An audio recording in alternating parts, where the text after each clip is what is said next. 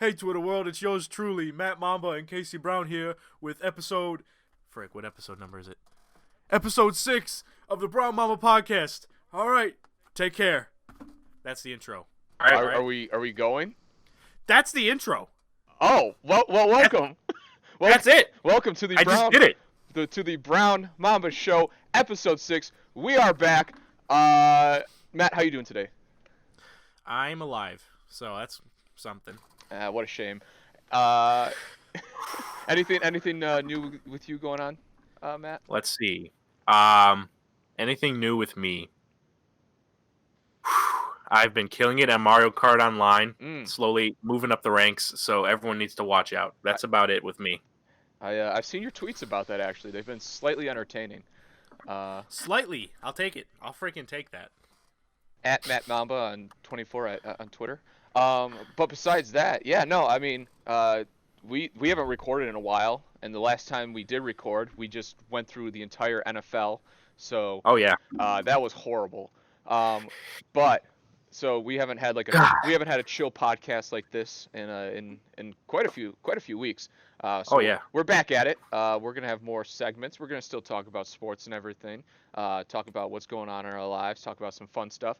But this is gonna be much more chill than talking about how bad Dak Prescott is for. All right, let's relax for 2 hours. I'll have you know he lit up the Redskins and Giants. So why don't you give him the mediocrity that he deserves? Wow. All right. Good for him. And I'm pretty sure they play the Dolphins this week. Yeah, they do. They are. Skip's already making Dak Prescott a frontrunner for MVP. He's just saying. Skip is personally working on his bust for Canton. But yeah, besides that, not too much is new with me either. Your boy started taking up yoga. It's No, why? Yeah, I feel so much better afterwards. I'm 22, and every time I stand up, my knees crack, and every time I throw a ball, my shoulder and elbow crack. And since I've started taking yoga, your boy feels fine. I feel like a new man. I feel good. All right, welcome to the Mamba podcast, because the Brown is now canceled. What the frick? Yoga?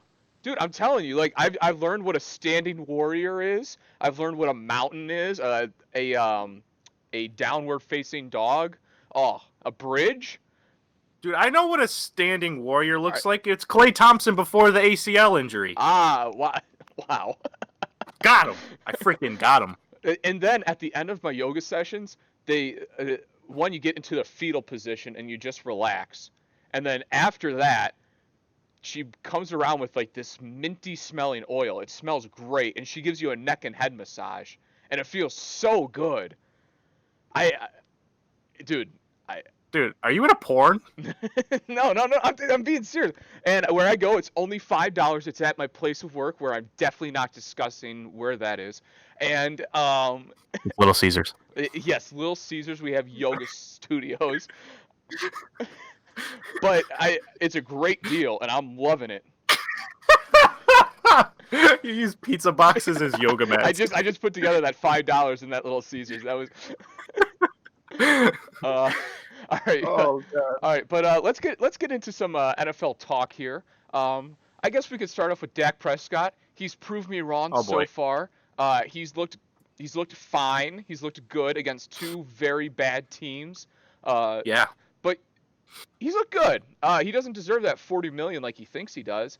He's still the same guy who got beat by David Carr when he was 8 years removed from the league in that throwing competition.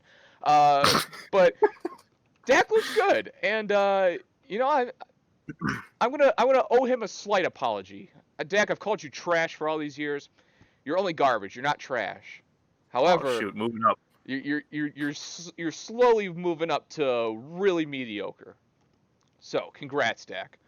I mean, Dak's pretty much doing what I thought he would do. He's going to beat these freaking bad teams. Mediocre to terrible defenses. He's got Zeke. He still has an incredible O-line, and now he has more weapons than he had in his previous seasons in the NFL. So he hasn't really proven me wrong or right at all. It's just he's kind of just doing what Dak Prescott has been doing his whole entire career so far. Right. Michael Gallup, Randall Cobb, Amari Cooper, Amari Cooper. and Jason Witten. That's a very solid receiving core. So obviously Dak has to hit those guys, and he has. But at the same time, let's slow the brakes down a little bit. Dak. He still had he's had a few passes where I'm like, oh, there he is. There's Dak throwing at the shoelaces and a clean over pocket. Yep.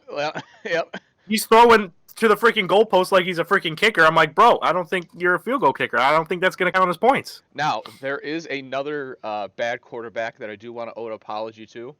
Before the year, I talked bad about him, or not before this year. This year, I actually was very positive about him. I said he's going to be good.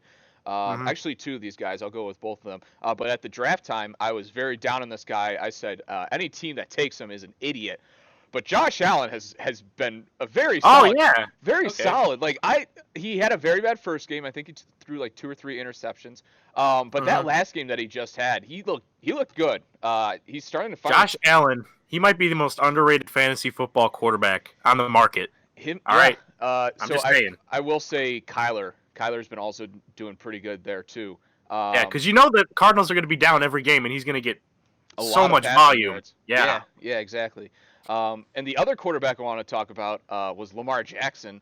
He's been killing it. I don't know if that's just teams still anticipating that Lamar's only going to run, and they're just really taking for granted that he still can pass. He's obviously improved his passing, but they're just taking for granted that he's not the best passer, even though he's very obviously improved that a lot. I don't know if that's the case or he's just really good now. I don't know what the case is. But, dude, him and Marquise Brown look like such a dynamic duo. Marquise Brown is my favorite wide receiver coming out of the draft. I loved Hollywood Brown. But that team looks good. The defense is very shaky, and they face the Chiefs. So we're about to see, like, probably I would guess that that game this weekend is going to be, like, 45 to, like, 38 or something crazy like that. That game is going to go off for a lot. But that all depends if Lamar keeps throwing the way he does, because if Lamar's kind of in the same boat as Dak for me though, because like who has he played? He's played the Dolphins, and who did he play last week? They played the. I'm blanking. That's the Browns. Hold on. They played the Cardinals. So yeah, so 2 bad defenses, and the Chiefs aren't the greatest defense either. Right. Exactly. But Lamar's definitely throwing the ball better than in his rookie season, and better than I thought he would. He didn't really run the ball much week 1, but week 2 against the Cardinals, we saw him run the ball more. But he looks good. I don't trust the defense, and people are eventually going to pick up on Lamar Jackson still. So I think so. I think he's a step down from Michael Vick, and I think Michael Vick was a little overrated because it's like, what has Michael Vick won? Like, how many winning seasons did he have as a starting quarterback? Yeah, okay. I think that's fair. I feel like if we look at Michael Vick's weapons when he was a player... Yeah, that's true. Michael Jenkins, Roddy White in the beginning. Yeah. Warwick Dunn was a solid running back. But he hasn't had the most... I don't know. I think Vick, with the exception of, like, Barry Sanders, Vick's probably the most dangerous guy to ever step on a football field. Oh, yeah. He was freaking scary. Even when he was with the Eagles and... even a little bit with the Jets. Yeah, like 3 years removed from prison, and he was still slinging and everything. Like I think you're right. I definitely think he could be overrated. I kind of am disappointed that I never got to watch him in his prime and like realize what I was watching. I don't know if you felt the same. Just I feel like we were kind of too young to realize that. You might have been different, but that's kind of disappointing. But dude, that dude was a slinger, and. But you're right. What has he won? And good quarterbacks always win, no matter what. Besides Andrew Luck. And even then, he still took garbage teams to the playoffs. So you know what? Yeah, he had an AFC Championship run. Yeah, exactly. Where he got mopped by the Patriots, but he still went there. He beat Peyton Manning in the playoffs. Yep. So talking about the Colts, Jacoby Brissett has looked solid. Yeah, better than what I think people realized. And Deshaun Watson has looked about as average as it got. He had that great game. He had that great game against the Saints, and then they had I was seeing your Twitter feed during that Saints game. You were like, "Oh my God, I can't believe how much DeAndre Hopkins is bailing out Deshaun Watson." Watson had some nice throws. You know that's true. Watson did have some nice throws. Hopkins does bail him out, but you think I think you're too harsh on Watson. That touchdown throw to Will Fuller in the fourth quarter was a phenomenal throw. I'll give that to Deshaun Watson. But, dude, DeAndre Hopkins bails that guy out a lot. Do you still think he's on the same level as Dak Prescott? No. I've always said that I think Deshaun Watson's a better quarterback than Dak Prescott. Okay. I just think they're both mediocre, if not bad. So I think Deshaun Watson looks like a freaking superstar compared to the other quarterbacks in his division. Let's see. Well, who's in his division? Gardner Minshew and Marcus Mariota and Jacoby Brissett. And what a group there. I mean, Minshew looked okay, but I'm not buying into the hype yet. He's just another Fitzmagic. Oh shoot. He is like he's gonna play a few solid games. Defense. He's a game manager. He's not nothing. Yeah, super special. So I forget who the Jaguars OC is, but I'm pretty sure he's the Vikings OC from last year, and he did great things with the second Vikings OC, the one that kind of turned around Dalvin Cook and everything. I want to say it's the same guy. I don't remember his name, but. So the Jaguars are in a good spot there if Minshew can just manage the game because they still have weapons somewhat. They still have Dede. They have DJ Chark. Leonard Fournette looks bad. He looks like another Trent Richardson, honestly. I mean, he had that one good run Thursday night against the Titans, but I mean, I think what was it? He was at like -8 yards before that run in the fourth quarter. Yeah, that's bad. I don't know what happened because his rookie year he wasn't like solid. Yeah, he was incredibly solid. He's like a top. He might have been a top 10 running back in his rookie year. Yeah. But I don't know if it's just injuries or what. But man, he looks bad. I mean, he was a little shaky his last year at LSU. I was actually surprised at how well he did his rookie season. Okay. I mean, the injuries, he was banged up in college, and he's getting really banged up in the NFL. I could see him retiring in, 3 or 4 years. I think, not saying he doesn't have the talent. I still think he can turn it around. It's just the injuries. They're going to freaking pile up. How old is he? He's 24? Yeah, I mean, if he retires by 29, that's not too much of That's not even shocking news. Running backs' shelf life is so short. Yeah, maybe. Oh, wait. Was DiFilippo the guy who ruined the Vikings last year? Or no, that's Kirk Cousins. Yes, I got to laugh. Boom. Yes, it was Kirk Cousins that ruined the Vikings, and he still continues to ruin the Vikings. Oh yeah, it's beautiful. Yeah. What did Kirk do last game? Let me pull up Kirk's official stats. I think he had 40% completion percentage, and he overthrew Stephon Diggs at least 20 times. That could have all been touchdowns. Yeah. So, I'm not even joking. So 14 for 32. Oh my God, I like that. That's my God. 46% completion rate. I don't know how to do math. Wait, what was he? 14 for 32, which is a 43% completion rating. 230 yards, 1 touchdown, and 2 interceptions. It's kind of incredible how much Dalvin Cook is carrying that offense right now, especially with how bad Dalvin Cook looked last year, his first. He looks good this year, though. He looks really good. Dalvin Cook might have been the best sleeper running back in fantasy this year. Because I was scared to take him. I was too. I didn't know how he was going to react because I had Dalvin Cook last year, and I was keep getting burnt by this guy who's running backs giving me only 11 points, which is fine, but in PPR you need to pick those numbers up. He's only giving me 11, 12 points each game, but he looks really good this year. Yeah. But other NFL teams, like we said, Kyler looks fine. He's made some rookie. He's doing as good as he can with that freaking Cardinals team. He's doing as much as he can. Exactly.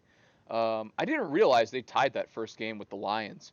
The playoff team Lions. The playoff team 1-0-1 Lions, Matt. They are second place in the NFC North. They're correct. They are just ahead of the Bears and the Vikings. They are just ahead of Trubisky and Kirk Cousins. Congratulations. My boy Matthew Stafford is showing up. He had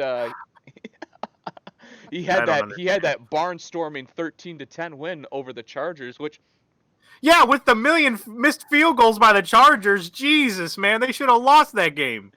I'll tell you what, holding the Chargers to 10 points, no matter with how many field goals they missed, is still a very impressive thing to do.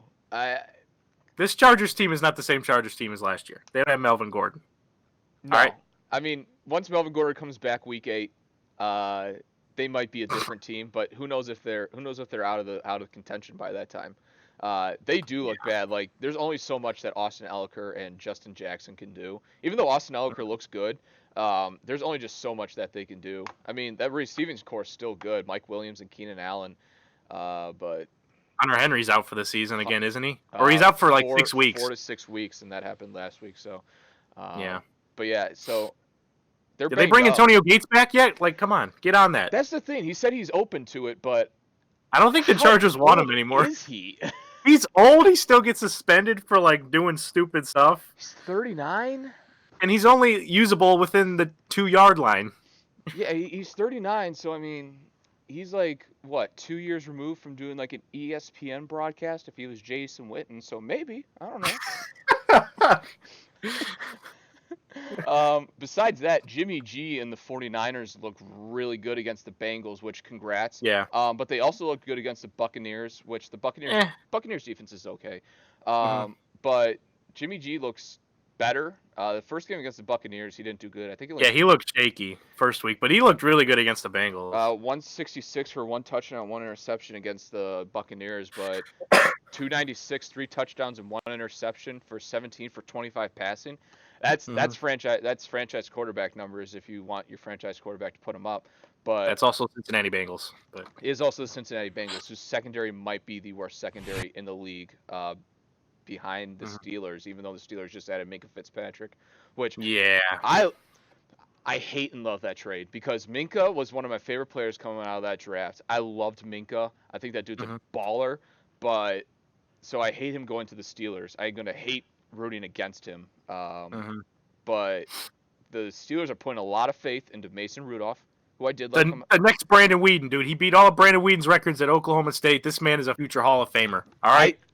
I liked Mason Rudolph coming out of the draft. I was honestly a Mason Rudolph stan coming out of the draft. But I slowly fell off that train once I saw Baker do what he does. But besides that, they're putting a lot of faith in Mason Rudolph because this team is going to be last in the AFC North when it's all said and done. You think they're going to finish worse than the Bengals? I do think they're going to finish worse than the Bengals. They are not going to be good, and they're suddenly throwing away probably a top 5, if not top 10 pick at Minkah Fitzpatrick. I don't know. I'm happy about it. I'm honestly happy that the Steelers don't really know what they look like they're doing. Big Ben's about to retire. Yeah, because I picked them to win the division in the predictions, and now I look stupid. But you know what? I'm not even mad. It's fine. Okay. You look stupid anyways. What other teams look really good? The Dolphins are looking really good at tanking. They are gonna enjoy Tua. They are going to enjoy Tua. Tua getting killed. It sucks because Josh Rosen. I love Josh Rosen. Yeah, and they're just going to throw him in the fire against the freaking Cowboys defense. And then he's going to get cut, or he's just going to be a backup or traded. And now he's going to start this whole cycle over again. I think the Dolphins were just like, you know what? Let's just ruin his career now. All right, let's quit kidding ourselves. Let's just ruin it now. Out of all the teams, maybe I think either if John Gruden really doesn't like Derek Carr, like the reports say, maybe Oakland trades for Josh Rosen. The only other team I could see really trading for Josh Rosen, the Bengals, if they don't draft a quarterback. Which they probably won't. So maybe. Or the, who am I thinking of? The Saints, if Teddy Bridgewater doesn't show up. I don't know. But they have Taysom Hill, the next Steve Young. All right? I don't know about that one, but I don't know where Josh Rosen goes after this, and it sucks because I feel bad for him. But boy, I feel like he's on track to just be a backup for the rest of his career. Which sucks because he's a legitimately good quarterback. I mean, I don't know how he would do because we never really got to see him in the NFL, but he just never got a chance. Cardinals and Dolphins, like, Jesus, man. Any other team? Seahawks look really good. I didn't think the Seahawks were going to be as good as what they looked. See, like, when I was doing my predictions, I'm like, all right, I think the Seahawks could go 10-6, but I'm like, wait, I don't think they're that good. So I had them going like 8-8 or something, but I had them they going still look 6-10. solid. I had them going 6-10. Like, shoot. They do look really. I mean, once again, Grant, they faced the Bengals and the Steelers, Hmm. and they let the Bengals and Andy Dalton look like he was back uh, against them, and they had a squeaker of a game against the Steelers when Big Ben was hurt and James Conner was hurt. So Yeah. take it with a grain of salt. They face the Rams after the Cardinals this week, so they're probably going to be 3-0. But they're going to face the Rams, the Browns, the Ravens, the Falcons. Oh, they All got some tough games they do coming have up. some tough Okay. games. All right. Now 40. I don't feel bad about 8-8. Yeah, no, I. It's hard for me to think. All right, now they're going to go 4-10, and keep up with my prediction. They might go 5-9 then. I could see that Hmm. happening. But yeah, that's some tough games coming up, and they didn't look good against two bad opponents. Besides that, I can't think of any other teams that I want to talk about. The Raiders looked mediocre with John Gruden. I could have told you that. Um, Falcons Eagles game was good. Yeah, that was a good game. Eagles look good with Carson Wentz. Carson Wentz looks like he's finally on his track back. If his receivers can stay freaking healthy. Yeah, exactly. Alshon Jeffrey and Deshaun Jackson are out, so Nelson Aguilar is his number one receiver now, at least for the next Yikes. couple weeks. He's still got Zach Ertz, and he's got J.J. Arcega-White, who I think is going to be a stud in the NFL. I'm really glad we're going to see what he's going to be able to do. Hmm. But yeah, NFL's in a weird place right now, but it's all kind of panning out the way I thought it would. Yeah, it's too early for me still. I still got to see more. Yep. I mean, same with the Browns. I mean, the Browns look Oh, yeah. like Iffy. they look like an 8-8 team right now. It's all because of the play calling right now, and Hmm. I I honestly think think, Baker's holding onto the ball way too long, too. yeah, He need, he thinks he's Aaron Rodgers, but he's not Aaron Rodgers yet. Like, exactly. freaking read your routes and freaking make the throw. Right, you're right. Last year, the one of the things about Baker was like everybody was like, oh, he doesn't have a set guy. Sure, he has like a favorite receiver like Hollywood Higgins. That's like his number one guy he likes to throw to, but Hmm. he doesn't have like a set guy he always looks at, and he distributes the ball really well. Like guys like Derek Willis and Damian Ratley were making catches last year, um, it, and this year it looks like all he's doing is just seeing where OBJ goes if he can blow off the top of the lid of the defense. And you Hmm. can't do that in the NFL because by the time you make that first read and you wait for that first read to finally develop, there's someone in your face. It doesn't matter who you are. Yeah. And he's faced two really solid defenses. Now, granted, Quinnen Williams and C.J. Mosley were out against the Jets, but the Jets are still a very solid defense, even with Eh. Greg Williams as their defensive coordinator. Um, but he's faced two very solid defenses, and he's just making the wrong reads. Freddie Kitchens isn't doing as many RPOs as they did last year. They're not doing as many play action passes. Nick Chubb is barely getting any carries, and then once he does, Yeah. he lights up the defense because he's such a dynamic speed guy. But man, he has that power, but he can cut and find an open hole just like that. I don't get what's going on with them right now. I don't know if Todd Monken has like gotten into Kitchens' ear about doing an air raid offense, but I don't like it right now. And that was my They one. need to give Chubb the ball more because how many times did Chubb get the ball against the Jets? Like 10, 15? I think That's what it so. felt like, at least. Yeah, I mean, like 'Cause obviously exclude like the garbage time carries by him, but he got 18 carries. You can't have that for Nick. 18 carries where that game was mostly a blowout and you should be running the ball to freaking run the clock out. And they were still passing the ball with such little time left, and they kept Baker in that game. And it was so annoying. Nick Chubb needs to get at least 20 to 25 carries. Like he's such a Yeah. good running back, and that opens up your offense for the deep ball then. And now Hmm. it sucks because David Njoku is out with possibly Yeah. a month with wrist surgery, and he was going to be a really good part over the middle there, where it was like a mid-passing game. But yeah, I don't know. That was my biggest fear with Freddie Kitchens coming in was last year. It felt like with Freddie Kitchens coming in, his first half play calling was great, and then once the second half play calling came, it was very stale and very predictable. And that's what it's been all year so far. And I don't really like Hmm. that out of Freddie Kitchens. I think Freddie Kitchens is going to be a fine NFL coach, but right now is not the best time for him. But he's a rookie NFL coach, 2 games in. He's going to learn. But besides that, Hmm. I'm not worried. They face the Rams. I think they're going to lose to the Rams between a close like 33-31 game on Sunday night. Um, Oof. it's gonna be a shootout, but I'm really looking forward to it. But besides that, you want to talk about your Packers a little bit? Anything you've liked out of them? We're 2-0. That's about the most positive thing I can say. The freaking offense is still shaky. We showed, like, in the beginning of the Vikings game, we came guns blazing. It was, what was it, like 21-0, 21-3 or something? I can't remember, but they looked really good. But in that second half, they struggled to freaking move the ball. The offensive line is not giving Rodgers enough time. Aaron Jones finally came alive, at least in the Vikings game. Because they started splitting him and Jamal Williams against the Bears in the beginning of the Vikings game. And I'm like, are we really going through this again? Freaking Aaron Jones is the superior running back. The defense looks really good for the Packers, though. We should be after playing elite Joe Flacco, so I'm not super worried about that. But Kirk Cousins. Once we play teams... Oh, yeah, he's elite, dude. Once we start playing teams like the Chiefs, the Chargers, who else do we play? Cowboys are a good team. Yeah, Cowboys. We got the Eagles. Playoff Lions. The Stop! Jimmy G. By the time December 8th comes around, you're gonna probably be facing Haskins, and Terry McLaurin looks great. So that'll be a team that they might catch the Packers by surprise. I still see the Packers winning, but yeah. But I trust Aaron Rodgers to turn it around. Rodgers didn't look bad against the Vikings. Like, he was still making really good throws. It's just he needs more time, and the receivers were really struggling to get open too. Like, Adams was really quiet for most of the fourth quarter.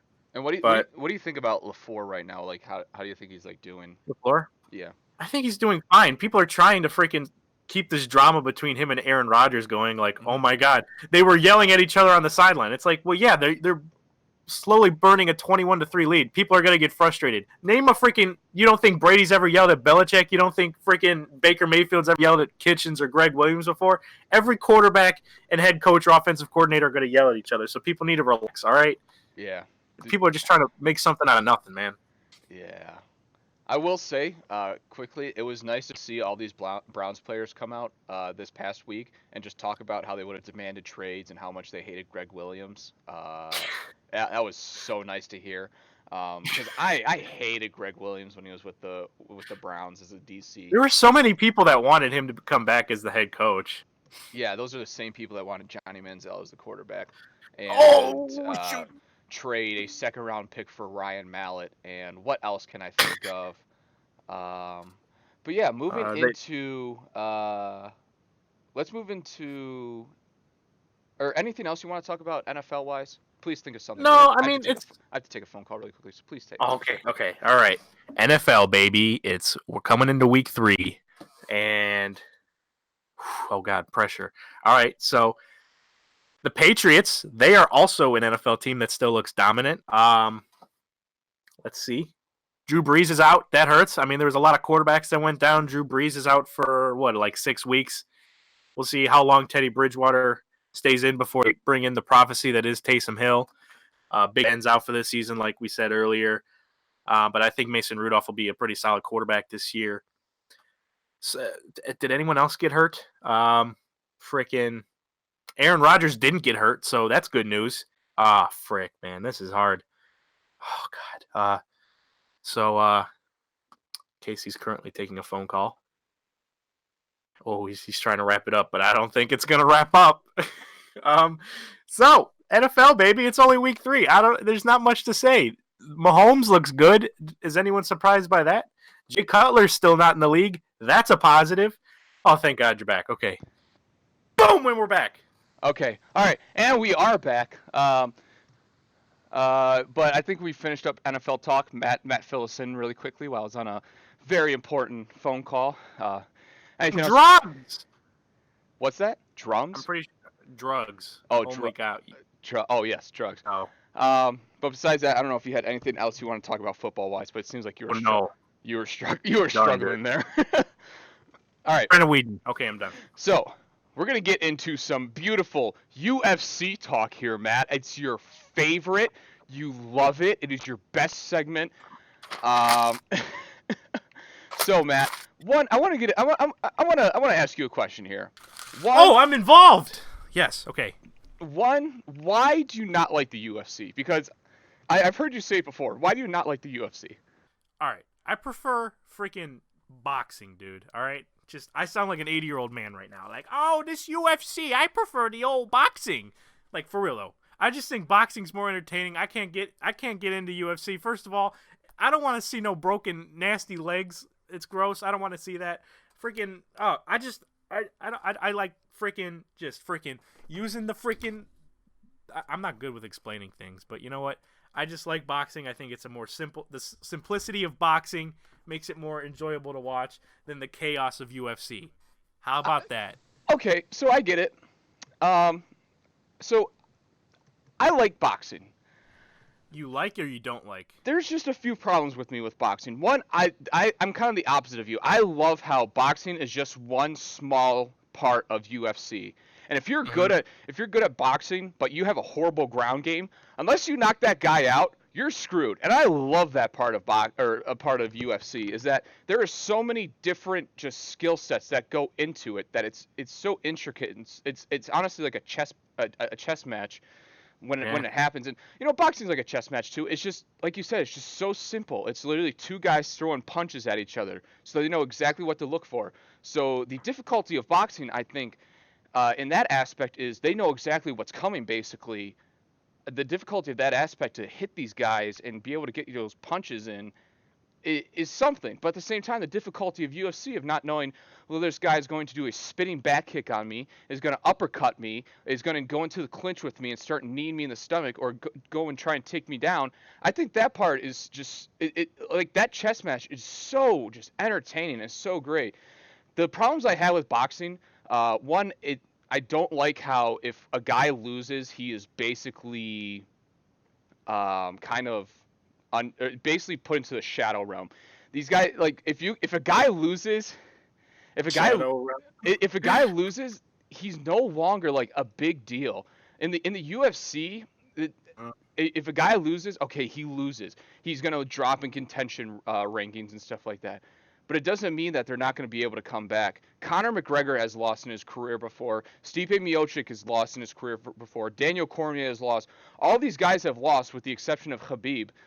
And it's that if these guys lose, they at least can come back. And the other part I don't like about boxing, what's with all the belts? What's with all the belts, Matt? I don't understand. All right, that gets a little confusing even for me. I think my main problem with the boxing, though, is just how rigged the refs are, the officials are, the people that score the freaking fights. I don't like that either.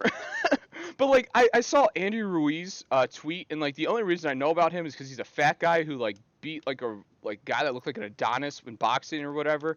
And I know, and like I looked at his profile picture on Twitter, and he's got like a belt here, belt on his chest. A couple of his boys are holding up belts. I'm just like, what do all those mean? I don't get it. Like, I mean, it's kind of cool to see, like, you've seen Manny Pacquiao move up in weight classes and take every belt. You've seen people like Triple G do it. I think it's kind of cool, but it kind of gets a little repetitive. It's like, okay, the best fighter is now taking on a lesser fighter in a not so stacked division or weight class. So it's not really that exciting. It's just, oh great, we get to see freaking this dude get another freaking belt. Okay, like I get it now, but like it's just so weird to me that. Point to you. You think if a boxer loses one game, they're done? Or like if they lose one fight, they're freaking, it's over for them? They are much more unlikely to get a run back to fame if they lose. Canelo Alvarez after he lost to Floyd Mayweather. Okay, like I said, they are much more unlikely. He's lost many fights. They are much. Remember when Manny Pacquiao became a freaking meme with his knockout, and that fool is still fighting when he's like 80 years old, cashing his Social Security checks? Who was? Did you say Bernard Hopkins? I said Manny Pacquiao. You cut out there. Dear God. But this is rough. It's all right. The audio will listen to this. We finally set it up so Matt doesn't cut out every 2 seconds. We think. Maybe we'll see. But yeah, so we'll quickly devolve into UFC. If you want to talk any boxing, you're more than welcome to. I know there was a fight this a couple weeks ago. Was there a fight within these past couple weeks? Yeah, I think Tyson Fury beat a no-name so that he could fight Wilder again. So yeah, okay, it was the Tyson Fury fight, but yeah, no. Quickly, we're gonna talk about UFC 242. Obviously the big fight of Khabib. Big fight, everyone knows it. The big fight of Khabib and Dustin Poirier. That was awesome. It was Khabib getting his belt back from interim champ Dustin Poirier. I really like Dustin. He's such a genuine guy, and he's so lethal in the ring that sucked for him to lose. But I'm so happy Khabib won because I see you mocking me in the left side of my eye. I'm so happy that Khabib won because we finally can see Tony Ferguson versus Khabib Nurmagomedov. Khabib is what, 27-0, 28-0? Maybe. He's 27-0. We finally get to see him face Tony Ferguson, the one man who might honestly be able to beat him. And I don't think so. Okay, shut up, Matt. Okay. This is a fight that we've been waiting, honestly, 3 or 4 years for, and it's been called off 4 times. This is the 5th time that this fight has been announced. It's finally going to happen, and I'm just looking forward to it so much. You get the Dagestani Eagle versus El Kakui. They're going to go at it, and I'm so excited for it. It's going to be one of the best UFC matches of all time. Besides that, Paul Federer and Edson Barboza had their first rematch together. Hopefully we get an Edson Barboza and Paul Felder part 3 because that match was awesome. And then we get Curtis Blades beat one of these Dagestani or Russian guys or whatever this guy's name is. Shamil Abakhamirov, I think his name is. I don't know. But Curtis Blades finally puts himself into contention whenever DC and Stipe have their part 3, and then the winner of that, which will be Stipe, is going to beat Francis Ngannou, and then the winner of that, which will once again be Stipe, will finally face Curtis Blades, who is one of my favorite heavyweight prospects. Going into UFC 243, there's another one. This card sucks. I hate it so much. It's going to be Robert Whittaker versus Israel Adesanya.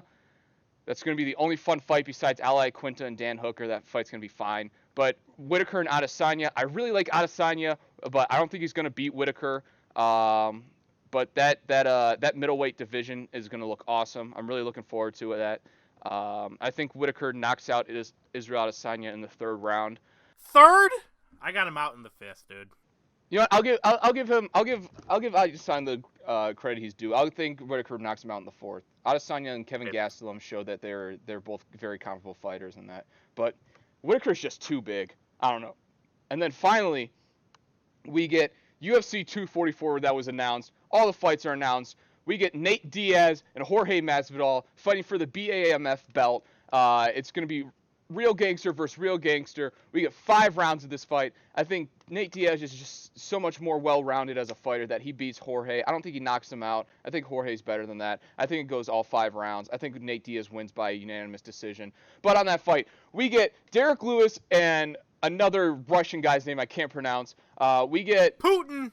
Stop. We get Johnny Walker, who finally gets to come back to the ring. He is the only man who I think is going to beat John Jones Bones if it ever happens, or John Bones Jones. There we go. If it ever happens, he is going to be the guy to do it. He is going to ruin John Jones. But he fights Corey Anderson. That's going to be a great fight. We get Stephen Thompson fighting again, Wonderboy Thompson. We get Kevin Gastelum and Darren Till fighting. This fight card is stacked, and I'm all for it. I can't wait. Can't wait too, dude. But that's what UFC is going on with right now. All right, this is the problem I have with UFC. All right, let's hear it. They are denying us the rematch we've all been asking for. All right? And for all you people that watch iCarly, we are not getting a rematch of Carly Shay versus Shelby Marks in the 1-hour special episode where Carly Shay fought Shelby Marks in the octagon. We're not getting the rematch, and I want to see it. All right, do you let's agree? Move into Do you agree? Football talk. Do you agree? I'm gonna literally come through the screen and fight you. Going into NCAA football talk. One, I want to talk about how unbeatable Ohio State looks. Their entire secondary is 1st and 2nd round picks in the NFL. Their defensive line, which is headlined by Chase Young, who might be the 1st overall pick this year besides Tua Tagovailoa. I think I pronounced that name correctly, and I'm proud of myself. But I don't think you did. That defense is stacked. That offense with Justin Fields as a quarterback, who's looked really good so far. J.K. Dobbins looks great. Brian Hartline has done such a great job with all the wide receivers. Ohio State looks unbeatable. They're going to be in the college football playoffs. They might take down. They might take down Saban again. and I'm really looking forward to it. Going with more Ohio.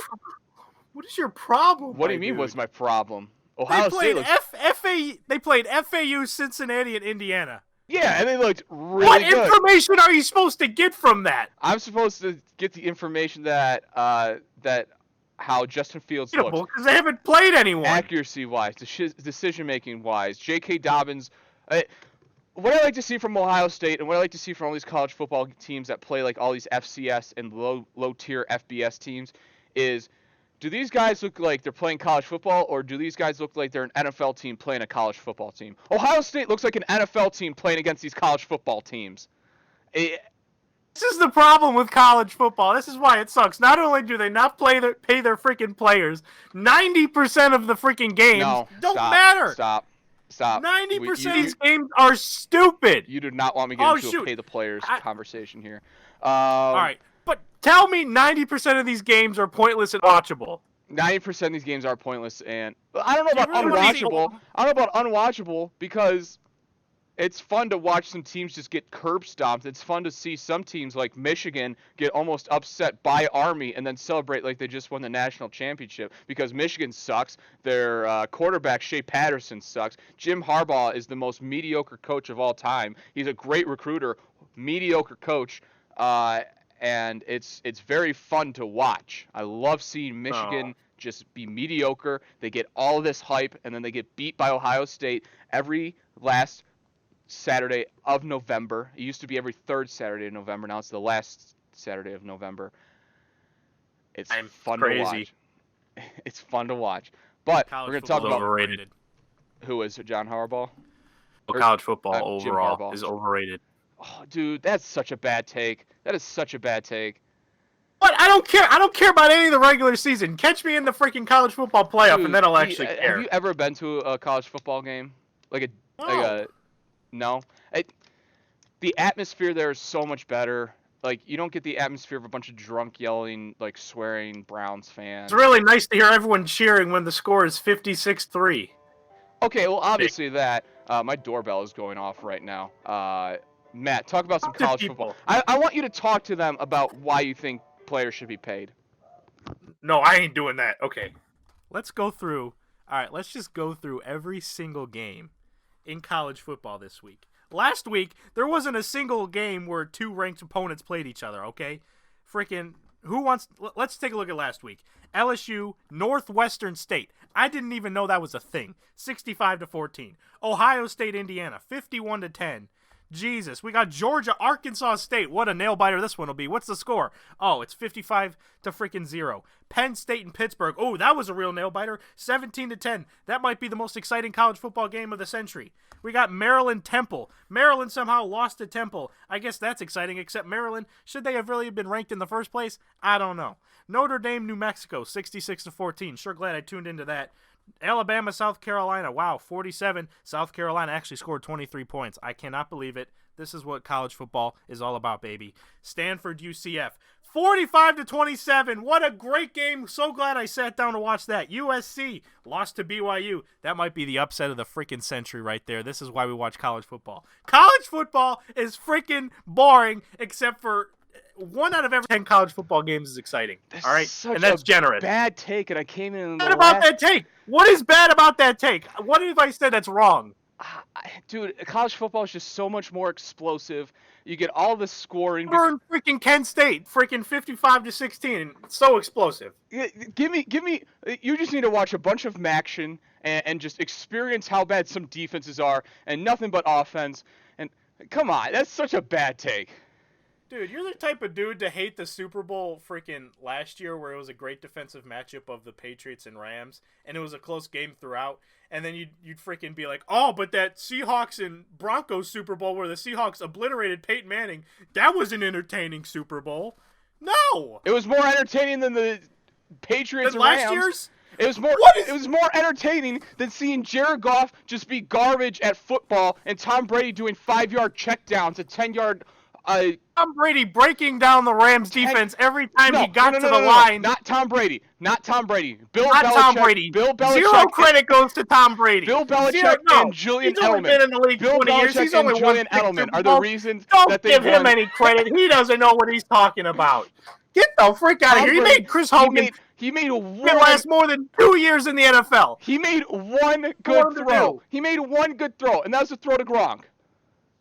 But he completely obliterated the defense. Julian Edelman completely obliterated the defense with that scheme calling. Oh, I'm sorry. Yes, Tom Brady really obliterated Zero credit to Tom Brady. He made Danny Amendola look like a decent replacement to Wes Welker for a few years. Holy cow. Credit to Tom Brady for throwing to Sony Michel and James White in the backfield and Danny Amendola right over the middle, wide open. Guys with not even 3 feet within Danny Amendola. Every time he threw, Julian Edelman, every time he threw it. Yeah, credit to Tom Brady for making passes. Tom Brady, not throws. Passes that Brandon Whedon could have completed. Oh my God, Brandon Whedon doesn't have the brains to freaking break down the defense and make the right throws. He didn't break down the defense. Bill Belichick broke down the defense is gonna do. No. Brandon Whedon walked under the freaking United States flag before the national, and you want this man to break down your defense in the Super Bowl? He's not breaking down their defense. Bill Belichick is. Tom Brady is at the line, looking at them. Oh my God, he's making audibles, moving receivers, seeing which corners are going to move. You can put a blind person as your quarterback and just say, "Hey, throw it over the middle." Within like. Could not do what Tom Brady did in the Super Bowl. I think that's a bad take. Yes, I'm no quarterback can throw 5 yards in the backfield to James White and Sony Quarterback can make the adjustments to make that freaking running back wide open. Stop. Oh yes, the running back wide open who's still 5 yards in the backfield. You're right. Correct. Because Tom Brady made the adjustments at the line. God, it's such a bad take. Brady's the greatest quarterback of all time. I'm not denying that. Wait, what? I'm not denying that. But you know what? He's actually better than any quarterback I've ever watched. He's not better than any quarterback. Aaron Rodgers is the best quarterback I've ever watched. Tom Brady is the greatest. But these past 3 years have just been him throwing checkdowns and passes over the middle to Julian Edelman. It's been nothing but wrong. That is 80% what he does. Okay. Exactly. But besides that, some NCAA football other talk. Joey Burrow is making himself a lot of money. The Ohio State product that transferred to LSU. By the way, did you see that Colin Cowherd? Oh my God, he didn't know Joe Burrow went to Ohio State before. That was hilarious. He asked Urban Meyer, who recruited Joey Burrow. He was like, "Did you know Joey Burrow? And why did he leave Ohio if he's from Athens, Ohio?" And Urban's like, "Well, and then he lists off about Joey Burrow's family. He lists off about like Joey Burrow himself, and it's like, well, one, Urban knows all about all the players he recruits, so that was really cool to kind of listen to and kind of get an insight on that. But he's like, well, Joey Burrow was actually with us for 3 years, and then the only reason he wasn't was because we had the greatest Ohio State quarterback to ever step on the field in Dwayne Haskins." Yeah, that's a bad take. I'm sorry, not greatest, best quarterback to ever step onto Ohio State field. To step onto a field in Dwayne Haskins, that's the only reason he left. But it was so hilarious because Cowher just did zero research on that. Like everybody in the herd. Welcome to Fox Sports. Everybody and their mother knows Joey Burrow's from Ohio State because they say it like every game is that he's a transfer from Ohio State. Like I'm pretty sure Cowher just looks at the box scores after the games happen. Like that was hilarious to watch. But yeah, Burrow looks really good. Right now he has 1,100 yards passing, 11 touchdowns, and 2 interceptions. You get to see one of the few good games, LSU versus Texas. I hope you enjoy. Not going to get another one of those until the playoff. Oh, Jesus. My God. Stop. But have you gone to a college football game? The freaking, it's electric seeing Ohio State torch Nebraska every year. It's freaking electric, dude. The band's going crazy. The student section's going crazy. Stop. They're doing OH and I say IO. It's freaking great. Jesus, dude. Man, how does it feel? You just have the most garbage opinions in the world. Dude, I'm all sweaty now. I am sweaty too. But besides that, some fun games this week. ND versus Georgia. We get to see Jake Fromm, and I forget who ND's quarterback is, but Jake Fromm should be an NFL prospect by the end of this time. He should be a top 10 NFL draftee. But besides that, Michigan versus Wisconsin is the only really big other game going on. Yeah, I get it. But I don't want to say Michigan's going to get upset because every year I say Michigan gets upset by Wisconsin because these two always face off earlier in the year. They're always high ranked, and Michigan usually beats Wisconsin. But dude, Shea Patterson sucks, and Wisconsin has the best running back in college football. So I don't see Wisconsin losing this one. I'd rather Michigan win so Ohio State can beat an undefeated Michigan in November, but I just don't see Wisconsin losing this. But I could be wrong, you know. I'm looking forward to Shea Patterson getting drafted in the 6th round and being compared to Tom Brady. Dude, there's no way there's no way. Who was the last quarterback to be taken in the 6th round for Michigan? Tom Brady. The only way Shea Patterson ever makes it to an NFL game is if he buys a ticket. That dude has XFL written all over him. He'll get a practice squad call at least. Cut before the season starts, but he might be like JT Barrett. Yeah. No, NFL JT Barrett is 1,000 times better than Shea Patterson. Yeah. But over Patterson. But Matt, there is one more sport I want to talk about. Not only is it NFL season. UNBA, baby. No, not as it's a college sport. Not only is it not a college football season, but do you know also what starts up this weekend, Matt? College dodgeball is back. For the first time ever, Cleveland State is 15th ranked in college dodgeball. I'm excited for my boys. They ranked us high. It sucks now that I'm gone from the team that they finally ranked us high. But that's why they're ranked high now, boy. That is probably why they're ranked high. But Cleveland State looks good this year. I'm so happy for my boys. They're going to do great this year. But the first tournament this weekend is the MSU tournament. Michigan State is hosting their tournament. We got some bangers of games here going on. We get MSU and CMU. CMU is third ranked. CMU is third ranked in the nation. MSU is fourth Michigan? ranked. Yeah, Michigan's a powerhouse.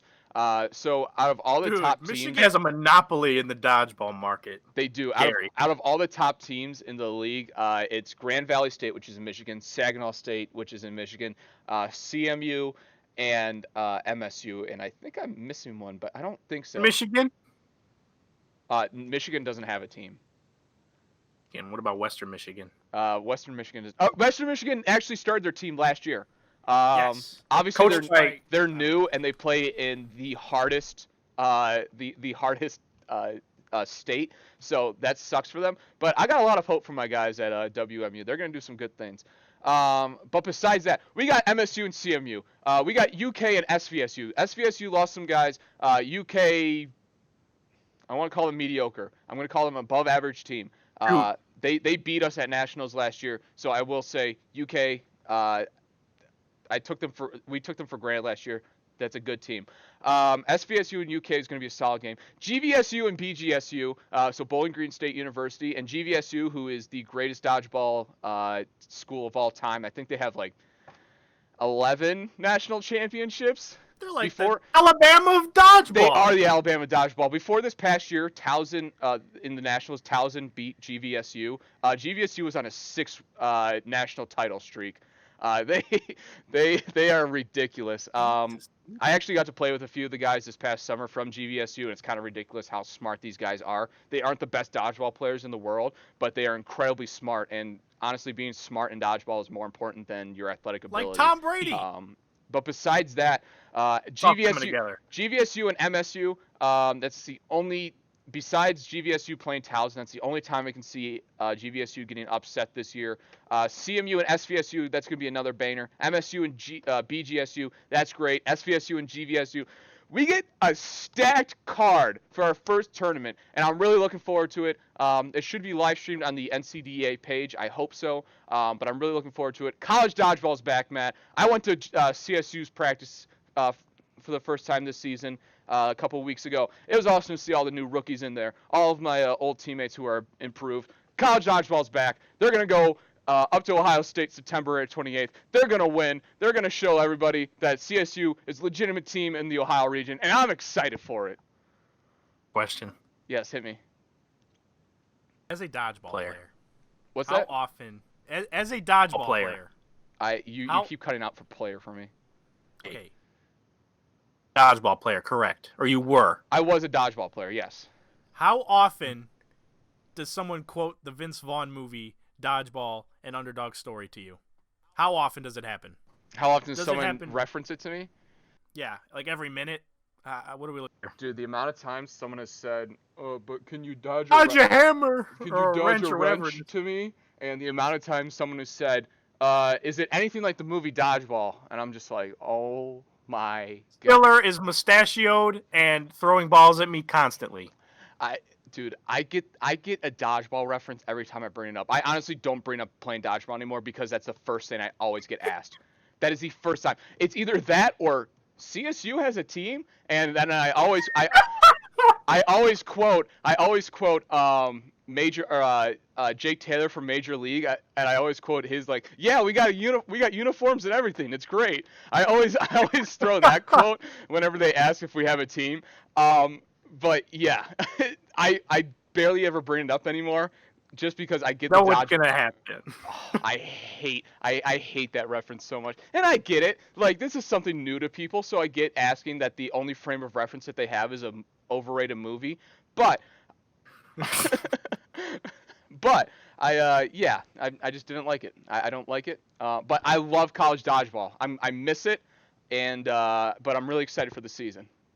So do you hate the movie more now that you were a player? Or has it just grown old on you? Or no, because I get it for what it is. Obviously, like, the people who made that movie have never played dodgeball before. They don't understand how the strategy of dodgeball works, which there's an incredible amount of strategy in dodgeball, believe it or not. It's in every sport, so it's not that hard to believe. You're right. There's massive strategy that I was one of the most experienced players on my team last year. And that was only like my third semester playing dodgeball when we faced Michigan State University, and just kind of like learning through the game of like what we needed to do was just so beyond me that like I came away from that game. I think we were ranked like 26th in the nation, and Michigan State was ranked 3rd or 4th. So it was a powerhouse. It was Ohio State versus FAU, basically. But we actually did very well against Michigan State. We could have honestly beat them if we made less errors. I was very proud of how we played, but through that game I learned, through playing with some of the guys at Grand Valley State, I learned it's just there's so much strategy in like every sport. There's just so much strategy that anybody coming in new just kind of doesn't understand. So, but I love it. It's fun. But that's why the dodgeball movie's like that, and that's why I hate the references. I knew you would get it like all the time. Like, yeah, I'm headed to my dodgeball. Oh, hey, Ben Stiller gonna be there, or some dumb junk like that. Well, when I was on Kicking It with Kenny, like when the team was on Kicking It with Kenny, they did a story on us. Kicking It with Kenny is our local newscaster. He always goes around the city and everything and does stories on us. When he's with us, one of the first questions he asked me was, and Casey, come over here. Why don't you tell me about the 5 Ds of dodgeball? I was like, oh, you son of a... Good thing I know him. Good thing I know him because I have to learn about that. And but besides that, I love the interview. Kenny Crumpton was an awesome guy. But besides that, I was like, oh! Stop it, Kenny! I'm going to kick you. But yeah, no. But yeah, college dodgeball's back. Ohio region looks good this year. Michigan region looks weak enough for the Ohio region to maybe take it over, but I think GVSU is still going to be the winner, if not Towson. So that was my... I'll tune in, dude. I'll freaking tune in. That was my little rant. I just did more publicity for the NCAA than most people would. But let's move in to our... So are we gonna save our big segment for last? Let's freaking grand finale it, dude. Okay, awesome. So we'll move into one of our going to be reoccurring segments of Matt's fake tweet segment. I love it. Matt lined these up pretty well, and it was a very good segment last time. So, See.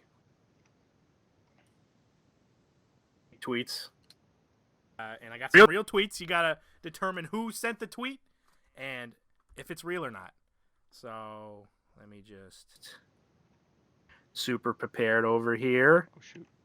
And might I say, while Matt's preparing, we have another new layout that you guys are seeing. So I think that's our 5th newest layout, and we got three monitors going on. So hopefully the production of this show finally picks up now that I'm able to like move different tabs and stuff like that.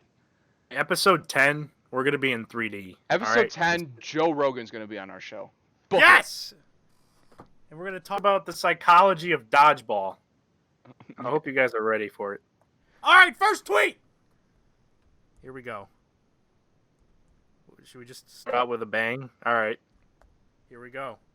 Trading for Tebow, greatest thing that could have happened for the Jets and for Tebow. He'll be the starting quarterback by mid-season. Steal for the Jets. That tweet was sent at 3:15 p.m. on March 22nd of 2012. Real fake, who sent it? So let's think about this. All right. We got to get... Tebow's last year was 2008. So he was 4 years removed from college football. Sure. He was with the Broncos first, and Tebow had had the worst passer rating in NFL history. But besides that, he had that miraculous play in overtime with the throw to Emmanuel Sanders, Demaryius Thomas, and it was like an 89-yard slant right over the middle, and it was awesome to watch the Steelers get burnt by the worst quarterback of all time. But that was like 3 or 4 years before this tweet. I gotta think, because I don't think Tebow went to the Patriots yet. Okay. And I don't think the Broncos held on to Tebow that long. So I'm going to go ahead and say it sounds like a Skip Bayless tweet. But I'm going to say it is a fake tweet.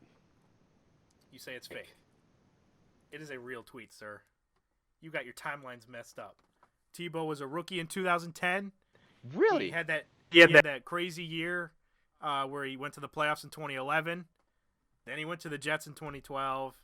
And then he went to the Patriots, and then he got cut by like the Eagles or something. But yeah, Tebow was out of the league by like 2013, 2014. So he was a rookie in 2010, the same year as really? the stacked quarterback rookie class of Tim Tebow, Sam Bradford, Jimmy Clausen, and Colt McCoy. Colt McCoy is still in the league though, so that's cool. All right. Wait, hold on. I didn't hear you. Was that a fake tweet or is that a real tweet? Oh, that was a real Skip tweet.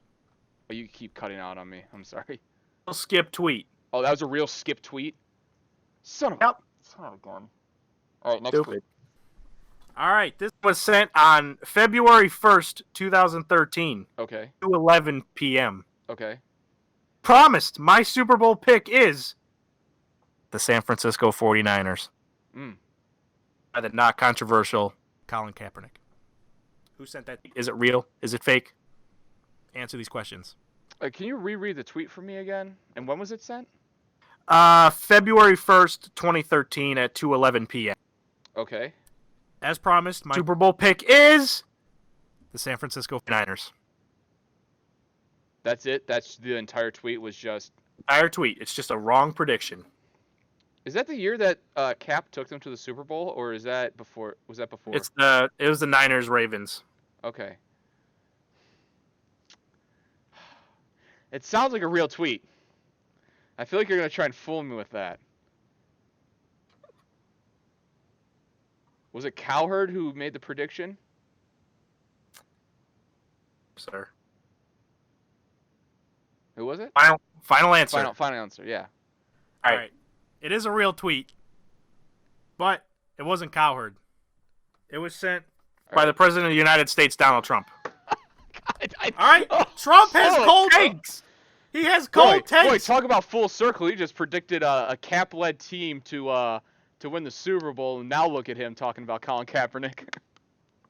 Oh, it's great. All right. Next freaking tweet. All right.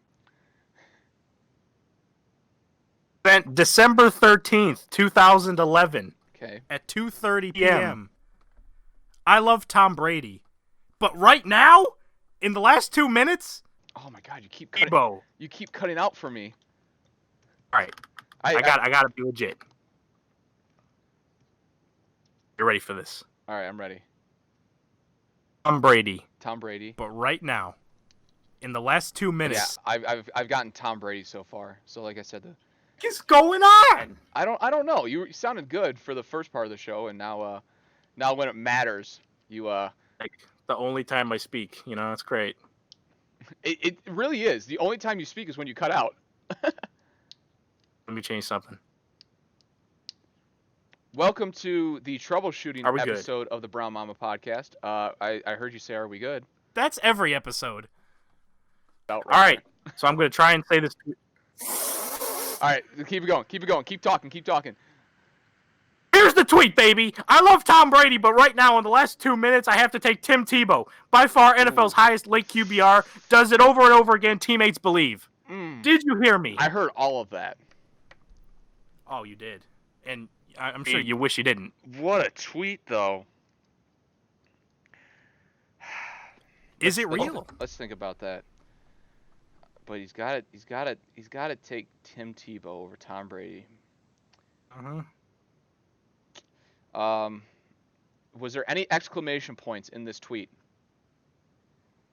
There was a bunch of Random words that are in caps lock. but no exclamation points. Okay, so that rules out Irvin Magic Johnson. That sounds like a Stephen A. tweet. I'll go with Stephen A. Stephen A. Smith. Final answer. Is that your final Real answer? tweet? Answer. That's my final answer. It Final is a real tweet. answer. Okay. From It's Skip Bayless. Bayless. Skip Bayless. I Think I'd go that heavy on Skip, did you? did not. Got him. Next tweet. Next Are tweet. you ready for this one? This one was sent November 2nd, 2018 at 4:22 p.m. The Mahomes hype will 2018. die. Will die. Oh, All right, are you ready? You keep November going. 2nd. I freaking hate this Wi-Fi, man. Do you wanna like type me it and then I Good idea. All right, I'm just gonna say it. All right. all right.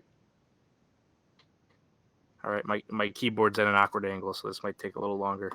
Read it out.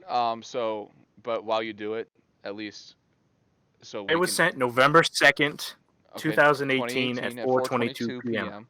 Wow, you sounded really good right there. Dude, I am Mahomes hype. I fast. Now that the Chiefs are without All right, so we are into the Kareem typography Hunt. part of the Brown Mamba Show. Welcome. That's our new segment. Yes. Let's Is see. that a real word, typography? Kind of techie and cool, so I'm gonna go with it. This is a long tweet. It sounds like a long tweet. While you do that, I'll learn. I'll cook up some. I'll cook up some. Okay. Some Penacon. I'm sending it to you. All right, you sent it to me. Tweet. Let's see this. All right, the Mahomes hype will die fast now that the Chiefs are without Kareem Hunt. Let's see what the QB is really about now. So, I feel like that's kind of a Cowherd tweet because Cowherd likes to make stupid takes like that. However, I feel like Mahomes is so good that Cowherd can't like not love him or act like he loves him. So, I'm going to rule him out. Ooh. Some elimination. I This like seems it. like a stupid tweet from Max Kellerman. So I'm going to go with... Oh, wait. Hold on. Pumping the brakes on the Kellerman. This could also seem like a tweet from Nick Wright. I'm going to go ahead and go with Kellerman. Is that your final answer? That's my final answer. Max Kellerman, the rapper. Rapper Max Kellerman. That's a fake tweet, my dude. Oh, son of a gun. Yeah, I feel like. Yeah, that makes sense. You were gonna. I really thought you were gonna say it was a tweet. Son of a gun. All right, we'll go on to the next tweet. Next tweet. Next tweet. I get to type this. Is my audio good now? You're or good what? now. Yeah. Just gonna go with it. All right, February 9th, 2016, At 11:47 7 p.m. Did you get all that? I got 7 p.m. 7 p.m. 8:47 p.m. Okay. 47 p.m. 9:47 p.m. I swear to God. All right. Here's the tweet. Steph Curry is now the most Clutch player. in the NBA. Period. That's the tweet. Okay, so I kind of read your lips there. Did you say Sam Bradford? No. Okay, I'm typing it. That was way off. All right. Jesus, man. Holy cow. Sam Bradford. But Sam Bradford is the most clutchest player in the NBA, ain't he? True. That's why it's not included in here, because that's just a fact. Oh, that's a tweet. I just sent it to you. Steph Curry is now the most clutch player in the NBA. Steph Curry, most clutch player. Never misses a game winner. What year was this? I'm sorry. This was 2016? 16, February 9th. No exclamation points? Nope, just Period at the end of that NBA. All right. Most clutch player in the NBA. That's not a... At that time, that was not a false tweet. So Killing it, winning back-to-back MVPs and stuff. So who would give a good take like that? Let's Stupid. let me think. Is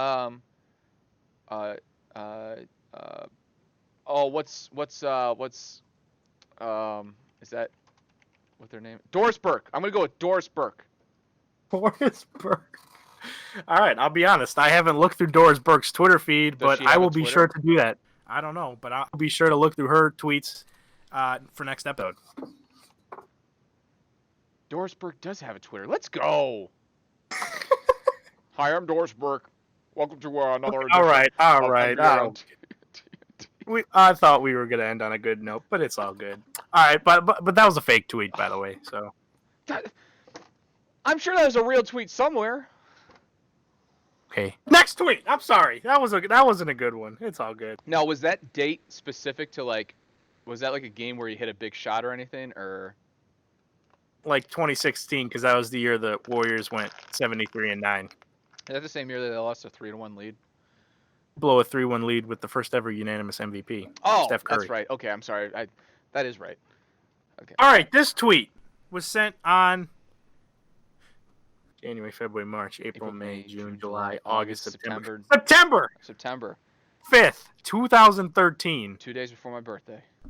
boom 7:40. 49 p.m. Wait for it. Stop. ... Michael Jackson couldn't even touch the skill Freddie Mercury had. That's a real tweet from @cbrownie_45. I remember this A stupid tweet. I remember this conversation completely. Not only is that true, but I still stay holding to that fact. Michael Jackson could not touch the show presence that Freddie Mercury had.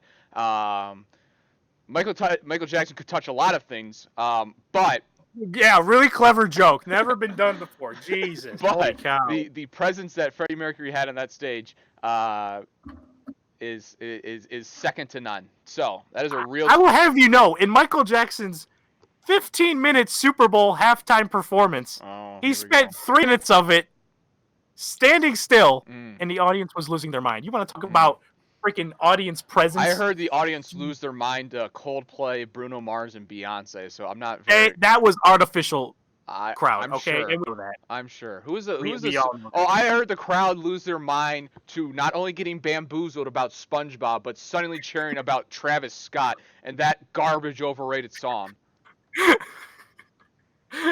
Don't tell me Michael about. Jackson. Don't tell me about good Super Bowl halftime performances. All right, how about the 1995 MTV Music Awards where they spent the first 15 minutes of it just for Michael Jackson to freaking perform? No one else could even try to do that. Don't. All right, I'm moving on. How about the note heard around the world where all Freddie Mercury had to say was "Hey!" and just thousands upon thousands and the millions and millions just repeat it back. No. I'm not denying Freddie Mercury was a great singer, but if you're gonna say he's a better performer than Michael Jackson, I will say that. Okay. Next tweet. Holy frick! All right, Dude, this is gonna be in a we've future got some good episode. arguments this episode. Yeah, this is gonna be in a. We're gonna come back to that in a future episode. All right. We're just gonna have. Next episode, Oh. we're going to talk about paying college players. We're going to talk about kneeling during the national anthem. Abortion. Abortion. We already talked about that, but we edited that I part just out. laughed after. Oh god. All right, fine. I just laughed after I said abortion. It's fine. No one will take that out of context. All right, next tweet. Next tweet. Next tweet, baby.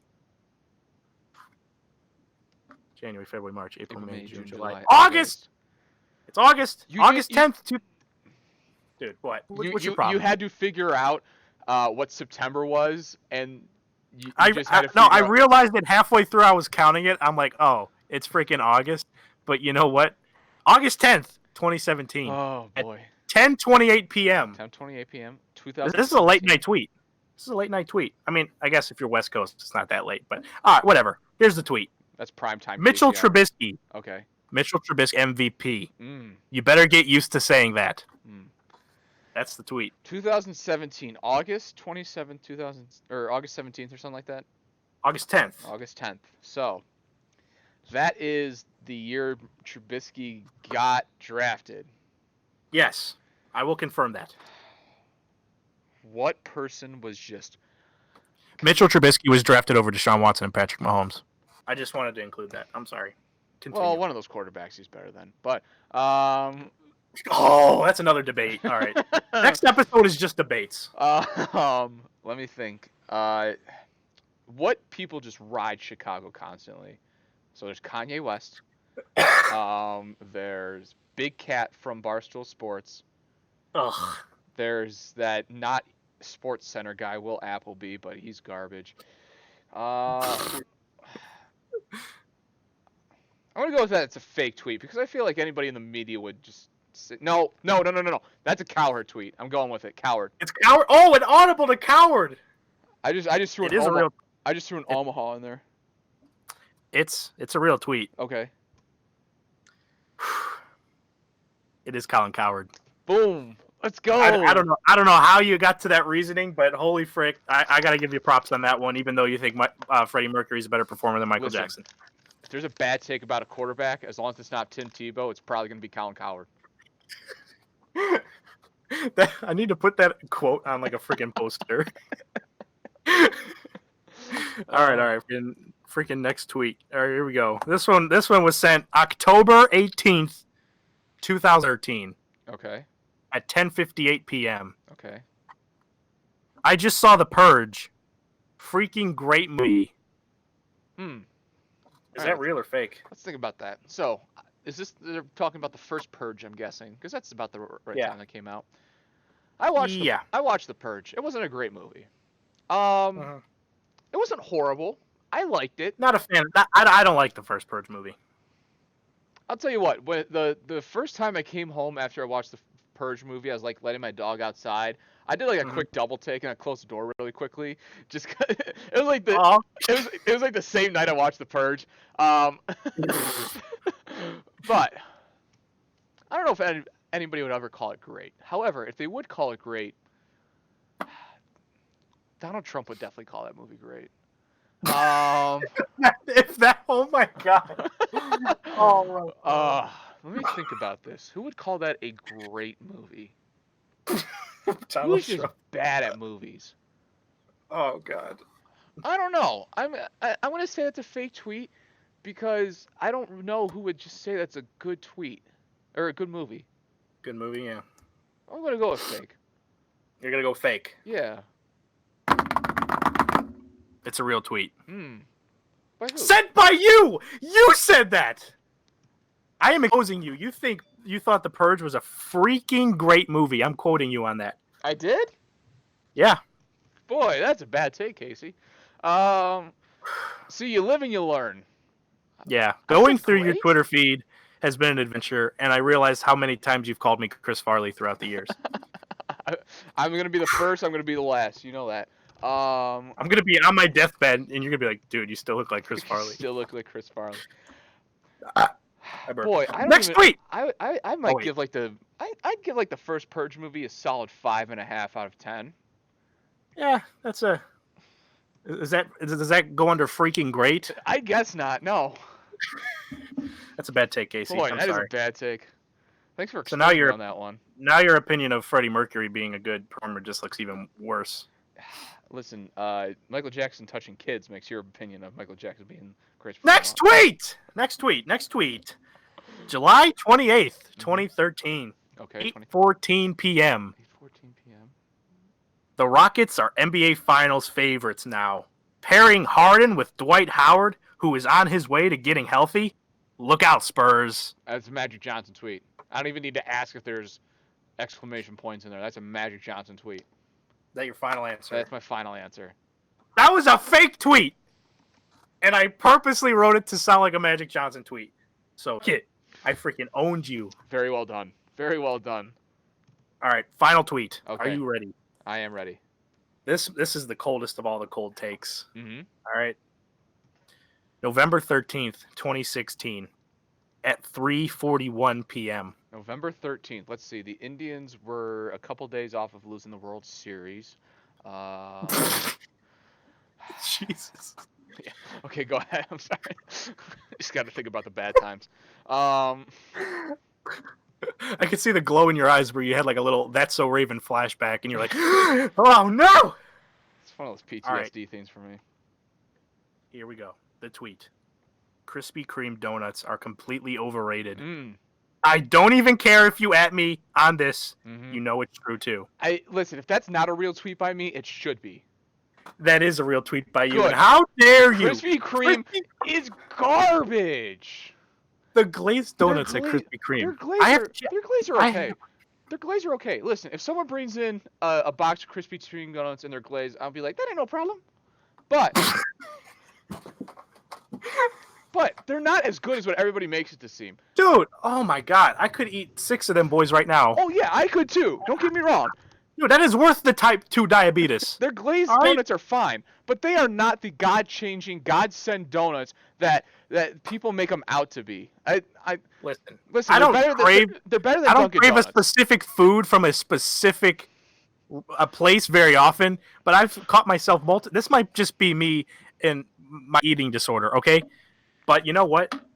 I've said multiple times, I wake up in the morning and I say I could go for a good Krispy Kreme donut right now. All right? No, never.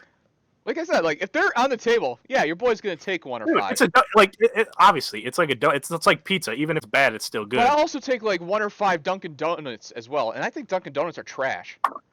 Wait, you take Dunkin' Donuts over Krispy Kreme? No. Okay, Well, okay, dude, wait, stop. no, You were good. I guess not. Why are you I thinking? guess not because like The fact that you even have to think about Dunkin' Donuts over because Krispy like Kreme. the thing with Krispy Kreme is their only good donut is the glazed donut. Okay, I can kind of. But Dunkin' Donut has more variety, but at the same Alright. time they're both bad. Krispy Kreme is the 2009 Cleveland Cavaliers, and that glazed donut is LeBron James.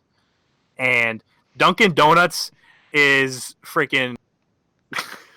This is so stupid. They are the Dallas Mavericks.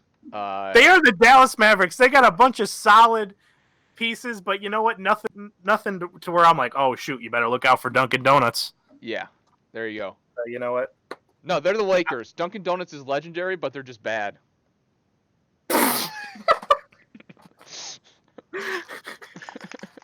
Dang it! I'm mad that was good. Frick, okay, that's the end of that segment. And my pride. Mom and pop donut shops are the way to go because they're always Oh, they're 100%. always fresh. Besides Yep. Jack Frost donuts, Jack Frost donuts are top tier donuts. That's the greatest thing ever created. But mom and pop donut shops, like I live by Spud Nut Donuts in Ohio, by Donut Scene. What else? Donut Land. Like those are all like kind of in my area of where I live. All of them are so good. Jack Frost. I mess with Dude, Jack Frost. Jack Frost is so good. Oh my god. My nips are getting hard right now, dude. I'm not even lying. All right. Speaking about hard nips, let's move into some hardened, convicted felons. What is this episode? First, we're gonna talk a little bit about Aslan Marchette. Oh, let me open up the Penacon tab here. All right, I'm gonna read you a little bit about Aslan. What the heck is this Here, picture? I can send you more pictures. Wait, for the same dude? Yep, same dude. This dude's got a lot of pictures. I'll send you. Let me just say, this first picture is breathtaking. Like, Yeah, it's a cool picture. I like it.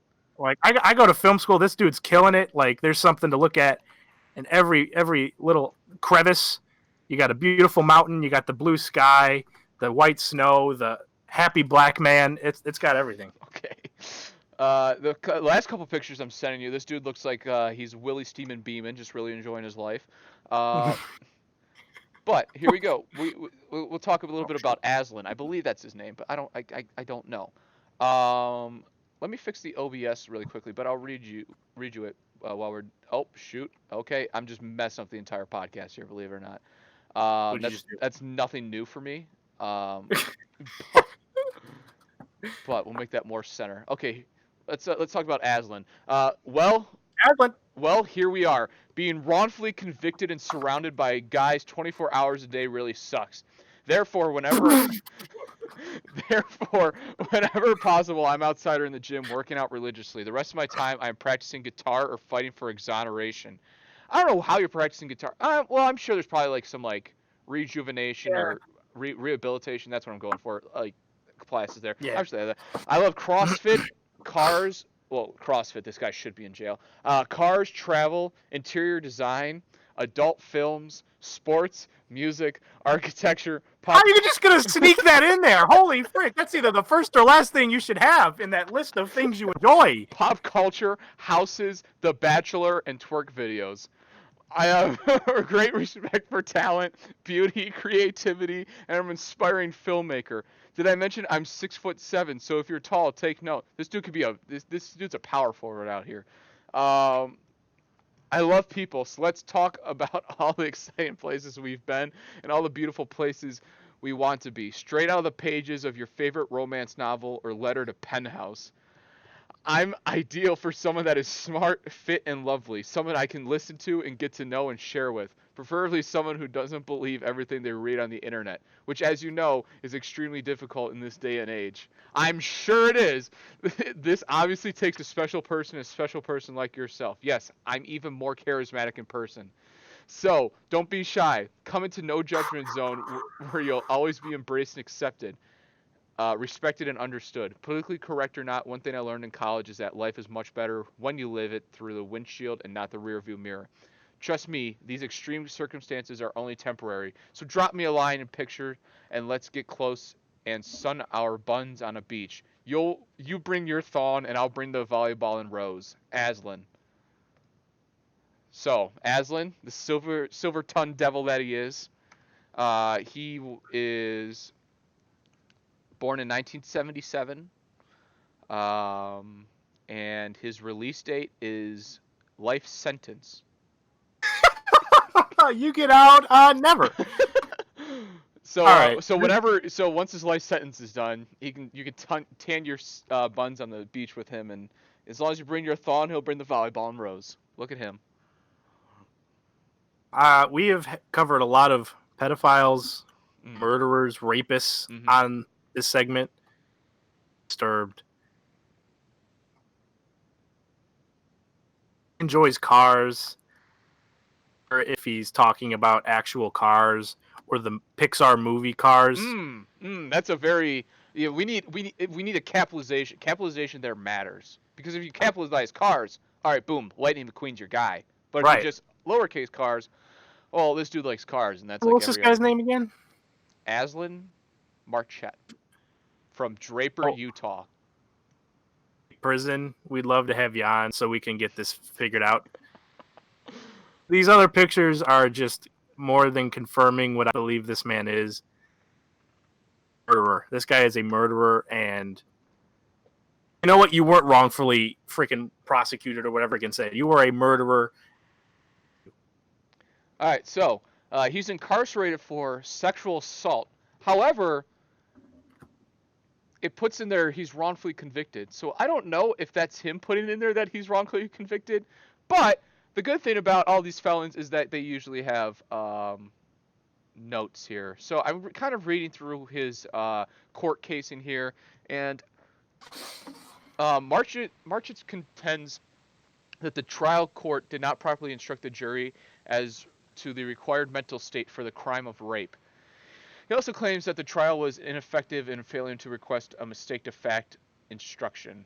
Finally argues that the trial court erred in omitting the testimony of another woman who alleged that Marchit had raped them. So this dude's out here that just everybody did the wrong thing besides him. He didn't rape them, and you know what? If he has the volleyball and the rose, and I have my thong, I'd like to, you know. No, keep me away from that man. Wow. Yeah. So I'm kind of reading through this. When MP, so I'm going to guess that's the victim. When MP entered Marchit's home, she placed her purse and cell phone on the coffee table in the living room. Marchit told MP that the only television in the house was in his bedroom. Very good move. Once in his bedroom, Marchit turned on a movie while MP sat on the edge of the bed. Marchit laid down. It's a pro move. Marchit laid down next to MP and pulled her into a spooning position with his chest to MP's back, where he began to kiss MP's shoulders and back. MP told him to stop. Marchit then reached forward, removed MP's pants, and began to rape her. You can't be 6'7" and be a rapist. That's terrifying. Yeah, dude, you get like every girl's out there trying to get a guy over 6 foot. Imagine what you are, just 7 inches over 6 foot. Just Aslan's out here just really playing the wrong game.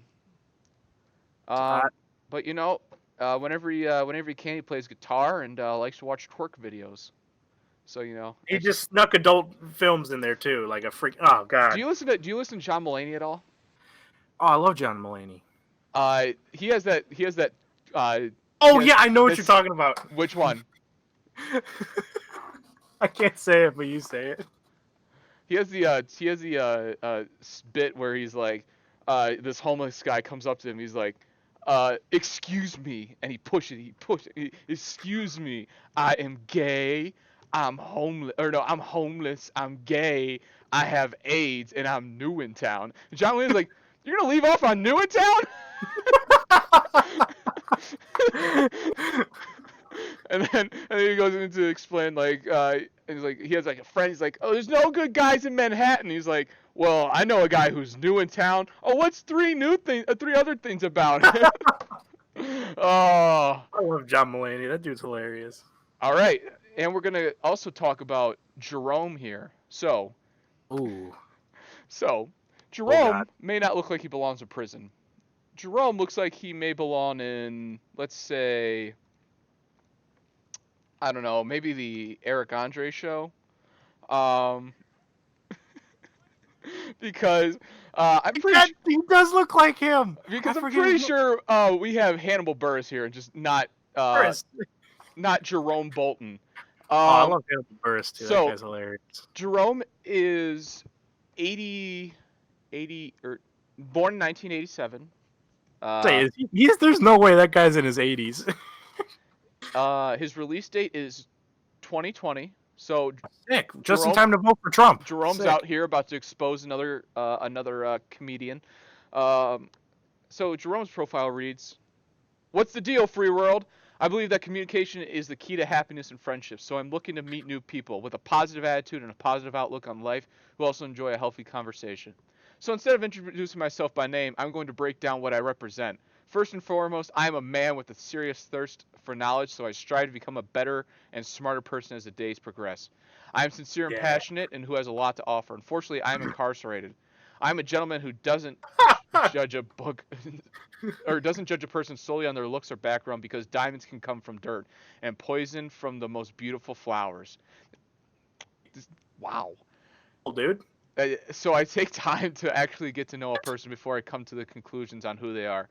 I am loyal and respectful to those who are loyal and respectful to me. I'm an authentic person who doesn't try to be something I'm not, because we live in a world where no one is perfect. Everyone has their flaws. So now that you've given a little insight on who I am, I can only hope I have sparked your interest and encourage you to take a leap of faith in getting to know someone such as myself, and you can indulge and delicious conversations with. Sincerely, Mr. Jerome Bolton, a potential new friend. So, Nice, I'll read so that. Jerome's All out right. here looking like Hannibal Buress, but you can have a delicious conversation with him. I don't even know what that means. What does that even mean? I don't think I've ever had a delicious conversation with anybody. We talked about Krispy Kreme donuts earlier. I can see that being well, for you it's a delicious conversation. For me, it's just like Backtracking now. it's like an appetizing conversation. All right, shut the heck up. I have no respect for you. But So Hannibal, I'll be honest, dude. For the most part, pretty generic. A lot of these, for being prisoners, a lot of them are like, you know what? Positive outlook on life. And I'm like, wait, committed a crime. But anyways, so yeah, for the most part, he had a pretty generic bio, but he cut it with delicious conversations. So he did say that a diamond can come from dirt and poison comes from the most beautiful true, flowers. it comes from coal, you freaking stupid. As RG3 once said, no pressure, no diamonds. No pressure on my knee. I'm probably still a Pro Bowler. I'm pretty sure that was the same day that Hugh Jackson said that when he saw RG3 throw, he felt the earth move between his feet. Just really. All right, back into Jerome. Back into Hannibal. Hannibal. Buress, known for starring in such movies as I think he was in Get Out, right? I don't know. I didn't see Get Out. And he was also in Bird Box, that Was he? movie. Yeah. All I know. Spoiler alert. All I know is he was in like 2K18 or 19. He was working in a barber shop, and he's also on the. He was also in the Eric Andre show. So. Andre show. But yeah, let's. So besides a very popular and very successful movie and comedy and careers, Jerome is also a felon. So, what are you thinking here? Release date 2020, born 1987. He is from. Oh, excuse me. He is from Nevada, Carson City, Nevada. If that helps. Does help. All right, so. He's not a murderer, and if he is a murderer, he's got a heck of a lawyer. Yeah. For movies such as Get Out and Bird Box, so Hannibal Buress was, but he pretty much is Hannibal Buress. But my knowledge, this is all just coming together. Theft. Second-degree murder. That scared me. Like, legit scared me. What? Yep, second-degree murder. So I've tried to look for Jerome Bolton, but I just can't. I'll look again while we're on the show. But so kind of lay down the degrees of murder. First-degree murder it was premeditated, and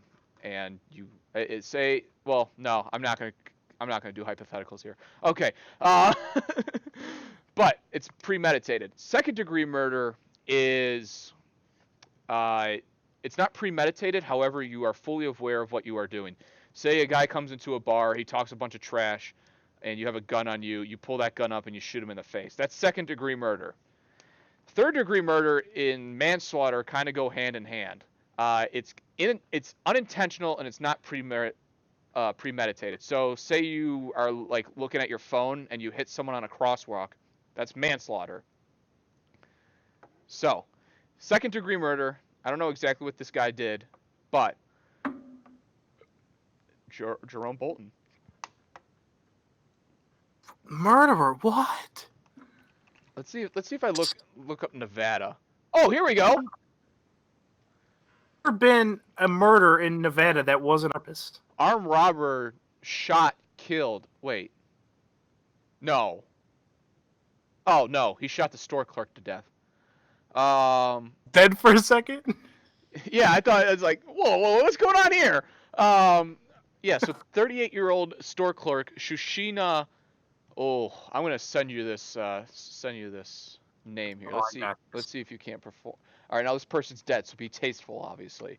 But, Holy!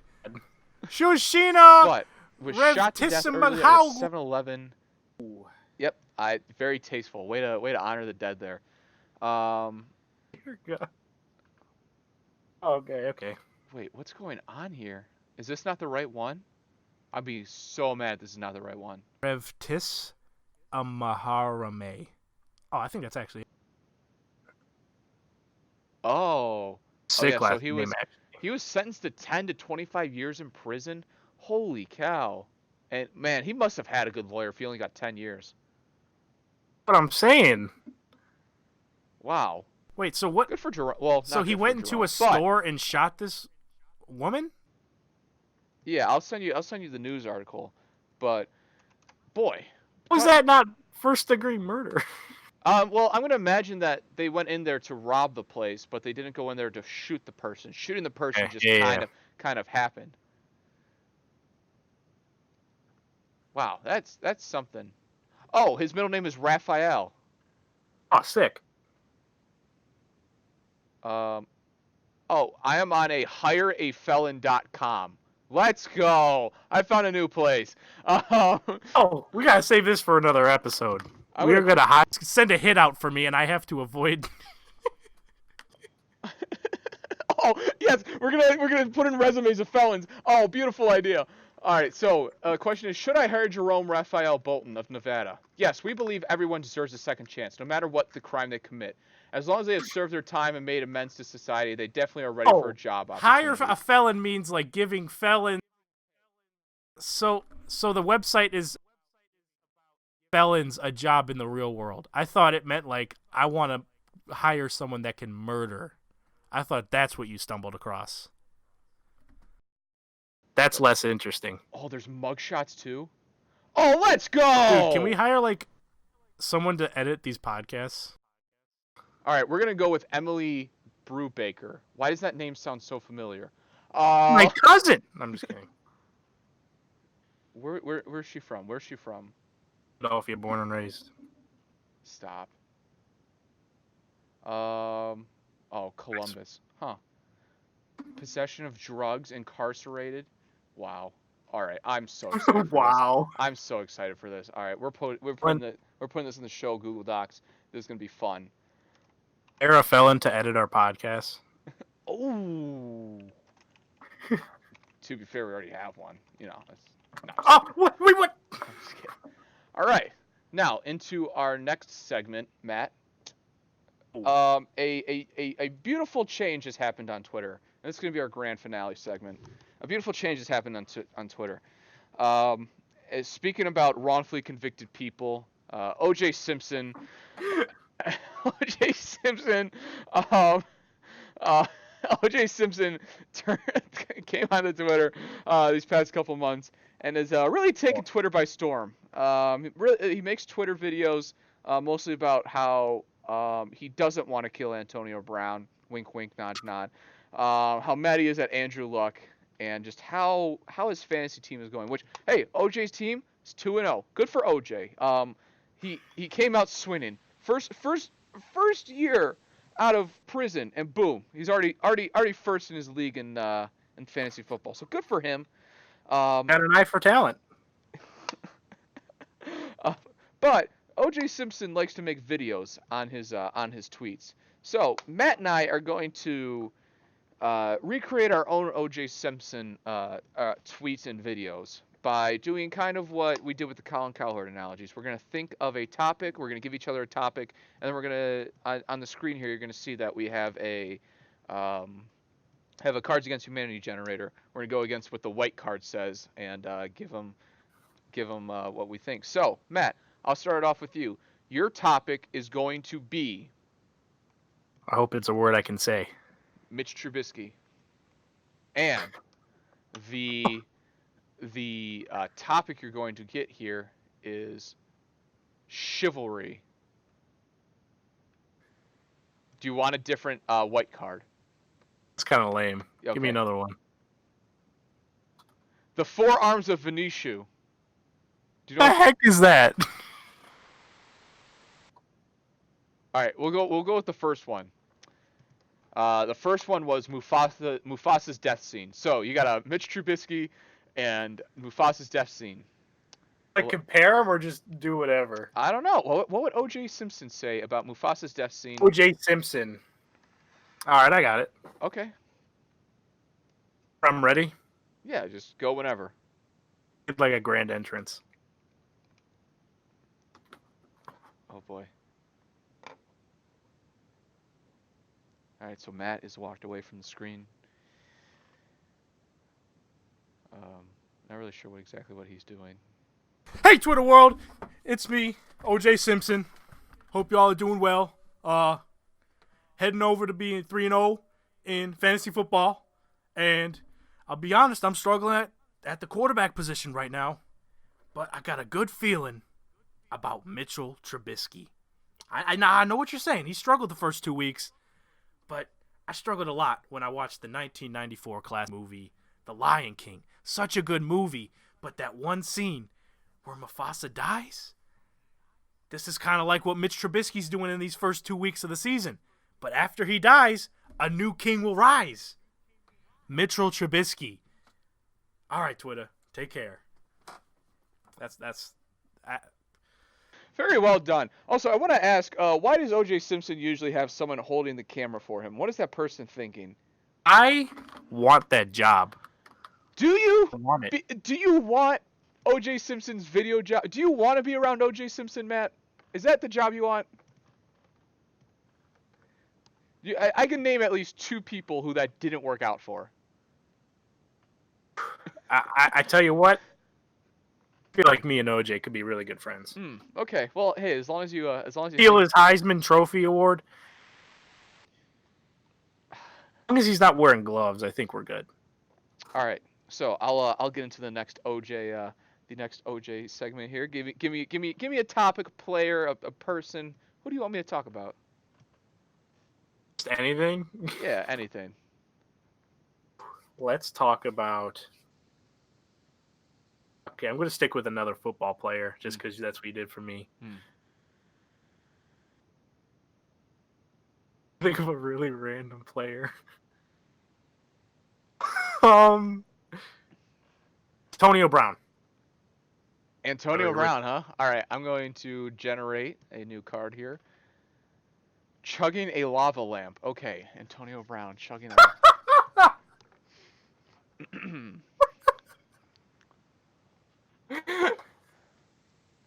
Oh no. All right, this is O.J. Simpson of 2 weeks ago. All right. Week and a half ago. No, 2 weeks ago. Let's go 2 weeks. Should we go 3? I don't know. Two. Hello, Twitter world. It's yours truly once again. Back at it with another video. Just letting you know how my fantasy football is going. Andrew Luck just retired. Antonio Brown has been accused of rape. Not convicted, though. Not convicted. Rape. But, however, fantasy team's not looking great right now. I had to pick Dak Prescott up off the waivers. That's looking really bad. But, however, I really gotta hope Antonio Brown does good here, because I think he will. Once this whole charge goes away, once he does not get acquitted, and I can tell him all about that, we'll be fine. Team will be fine.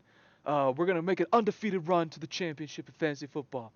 However, these past couple days really made me want to chug a lava lamp. Just get all that hot liquid in my face. Andrew Luck's retired, so I don't have him anymore. He was supposed to be my premier cornerstone of my offense.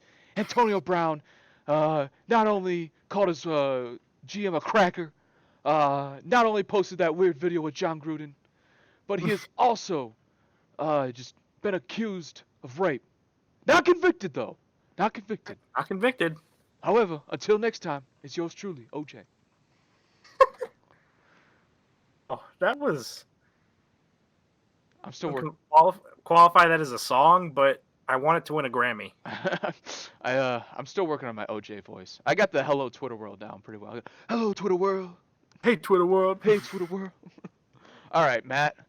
I'm going to give you another Patriots receiver in Josh Gordon. Gordon, heck yeah. However, Josh Gordon is going to tweeting Hot Pockets, if you want to talk about that one. Give me one more. A monkey smoking a cigar. This one and the first one? We had that card, I yeah, swear. we did. It's in here, I swear. Hold up. You're right, we did. Find it.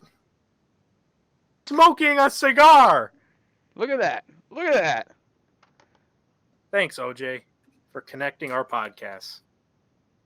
Gordon is like a monkey smoking cigar. Mm-hmm. All right, that's a little on the nose, but I'll go with it. This doesn't sound racist. No, yeah, backtrack on that. Let's do some PR here first. We going with it or no? Yeah, we're going with it. We're live. Hold on. Ready for this? Oh no, I don't like this. Hey, Twitter world. It's yours truly, Orenthal Jane Simpson. Fresh out of jail. What's up to my man Josh Gordon? Didn't take him in fantasy, but I tell you what, I'm a big fan of Josh. Getting away with a lot of wrongdoings. I don't think he's allowed to have that gun in his car. He had it anyways. I don't think he's supposed to be smoking that joint in that car. Let's blame it on his friend. That's fine. I wanted to blame it on my friend, but I accidentally had to kill the other friend. But it's fine. So, Josh Gordon, he's like a lot like a monkey, not in a racist way, by the way, a monkey smoking a cigar because he's acting childish like a monkey, and instead of a cigar, it's weed. Are you getting the analogy here? Anyways, this has been Orenthal J. Simpson. Josh, get your stuff together, man. Why can't you be more like me? A nice role model, a decent movie career. Anyway, Josh, take care. That was a bad one, I'll be honest. That was a bad one. Also with the racial connotation there. Man, Matt, you really screwed up there. Oh, God, I'm sorry. All right, I got to give you something now. I'm going to give you something. No, I'm just kidding. That's bad.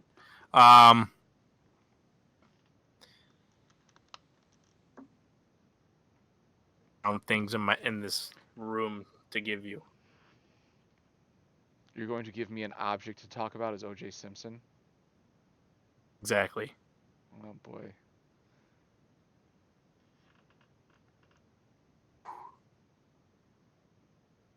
Oh, I got it. Never mind. All right. Browns legend. You cut out there after Ounds legend. Brown's legend himself. You're going to be talking about Trent Richardson. Oh, oh, I could talk all Maybe- day about Trent Richardson. OJ. All right, Trent Richardson whispering all sexy. That's hot. Okay. Hello, Twitter world. It's yours truly once again. Well, today during my fantasy team, I was looking through all the old players I used to play and all the old running backs, my old position. I have a Bustin Canton, and I'm really honored. Ran for 2,000 yards in the season once, and I was just kind of thinking about all the random players, guys who were supposed to be hot shots, like Trent Richardson.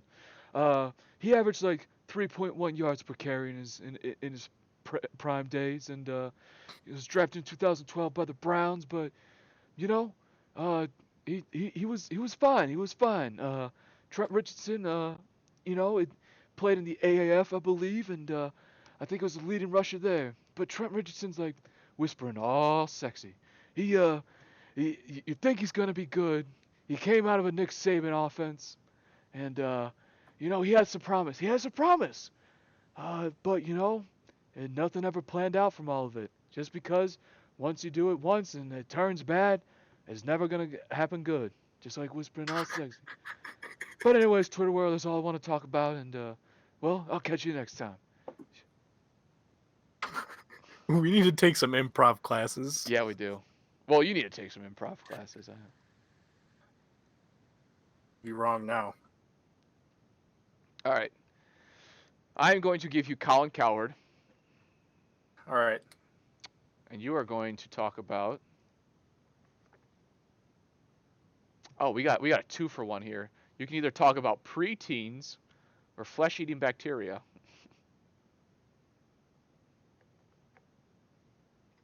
Preteens. Talk about preteens is Colin Cowherd.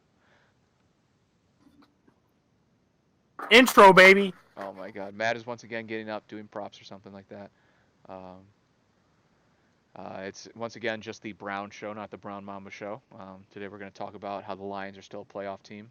I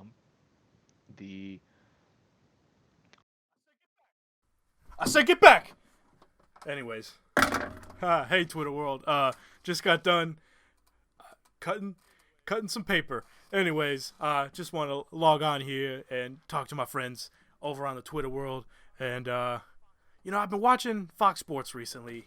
You got Shannon Sharp, you got Skip Bayless, and I got nothing but love for those guys. But then I turned on the herd. Colin Cowherd comes on my screen, and he starts disrespecting the running back position, talking about Patrick Mahomes all the time, Aaron Rodgers, Carson Wentz, Russell Wilson. Where's the love for the running backs? Where's Ezekiel Elliott, Todd Gurley? This guy's a lot like a preteen. He thinks these things are so great that don't really matter. Without a running back, this game ain't nothing, all right? Preteens are always worried about, oh my God, this boy didn't ask me to the dance, or oh my God, makeup, I need some more of it. But Colin Cowherd, you need to focus on the right things. You need priorities. Running backs, freaking murdering people. These are the things that matter. These are the things that I was in a movie that wasn't very good, but I got rave reviews. You see, that's the important thing. Not the quality of the movie, but the quality of the performance. Anyway, Twitter. All right, take care. Dude, I don't think Did I catch a murdering people in there, OJ, or was that? I don't know. Nor did I. Oh, okay. I found these scissors though, so. Very nice. All right, we'll do like one more and one or two more, and we'll we'll call it a show. Because this is oof. What do I give you? You gave me Colin Cowherd, so I'm gonna give you Nick Wright. Oh Jesus. Unless you want me to change it, I can give you Stephen A. Smith. No, Nick Wright. No. Nick Wright. It's fine. All right. Nick Wright is going to be a falcon with a cap on its head.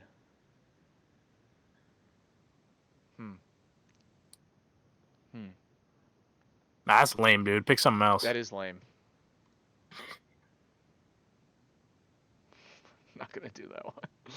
What was it? I'm not gonna do that one either. Into the podcast to see what those were. Being paralyzed from the neck down. Nick Wright is like being paralyzed from the neck. Shazier. I should have gave you Ryan Shazier. Oh. Okay. How is Nick Wright being paralyzed from the waist down? Okay. Ooh. Hello, Twitter world. It's yours truly once again. The other day I was watching Fox Sports with First Take with Shannon Sharp and Nick Wright. No. Sure, let's go with it, dude. Just go with it. No, who's on First Take? Whatever. I was watching First Take with Nick Wright and First Take is ESPN, but okay. Shoot. What's Nick Wright on? Yeah, you cut out there, so I didn't get the answer from you either. Things first. Oh, First Things First with Shannon Sharp. That's right. Okay. Action. Take two. All right. Let's restart. Hello, Twitter world. It's yours truly, OJ, back at it again. The other day I was watching Fox Sports, and I was watching First Things First. Yeah. With Nick Wright and Shannon Sharp, and I have nothing but love for my guy Shannon Sharp. He's great. But I was listening to this Nick Wright guy, and all he talks about was LeBron, LeBron, LeBron, LeBron.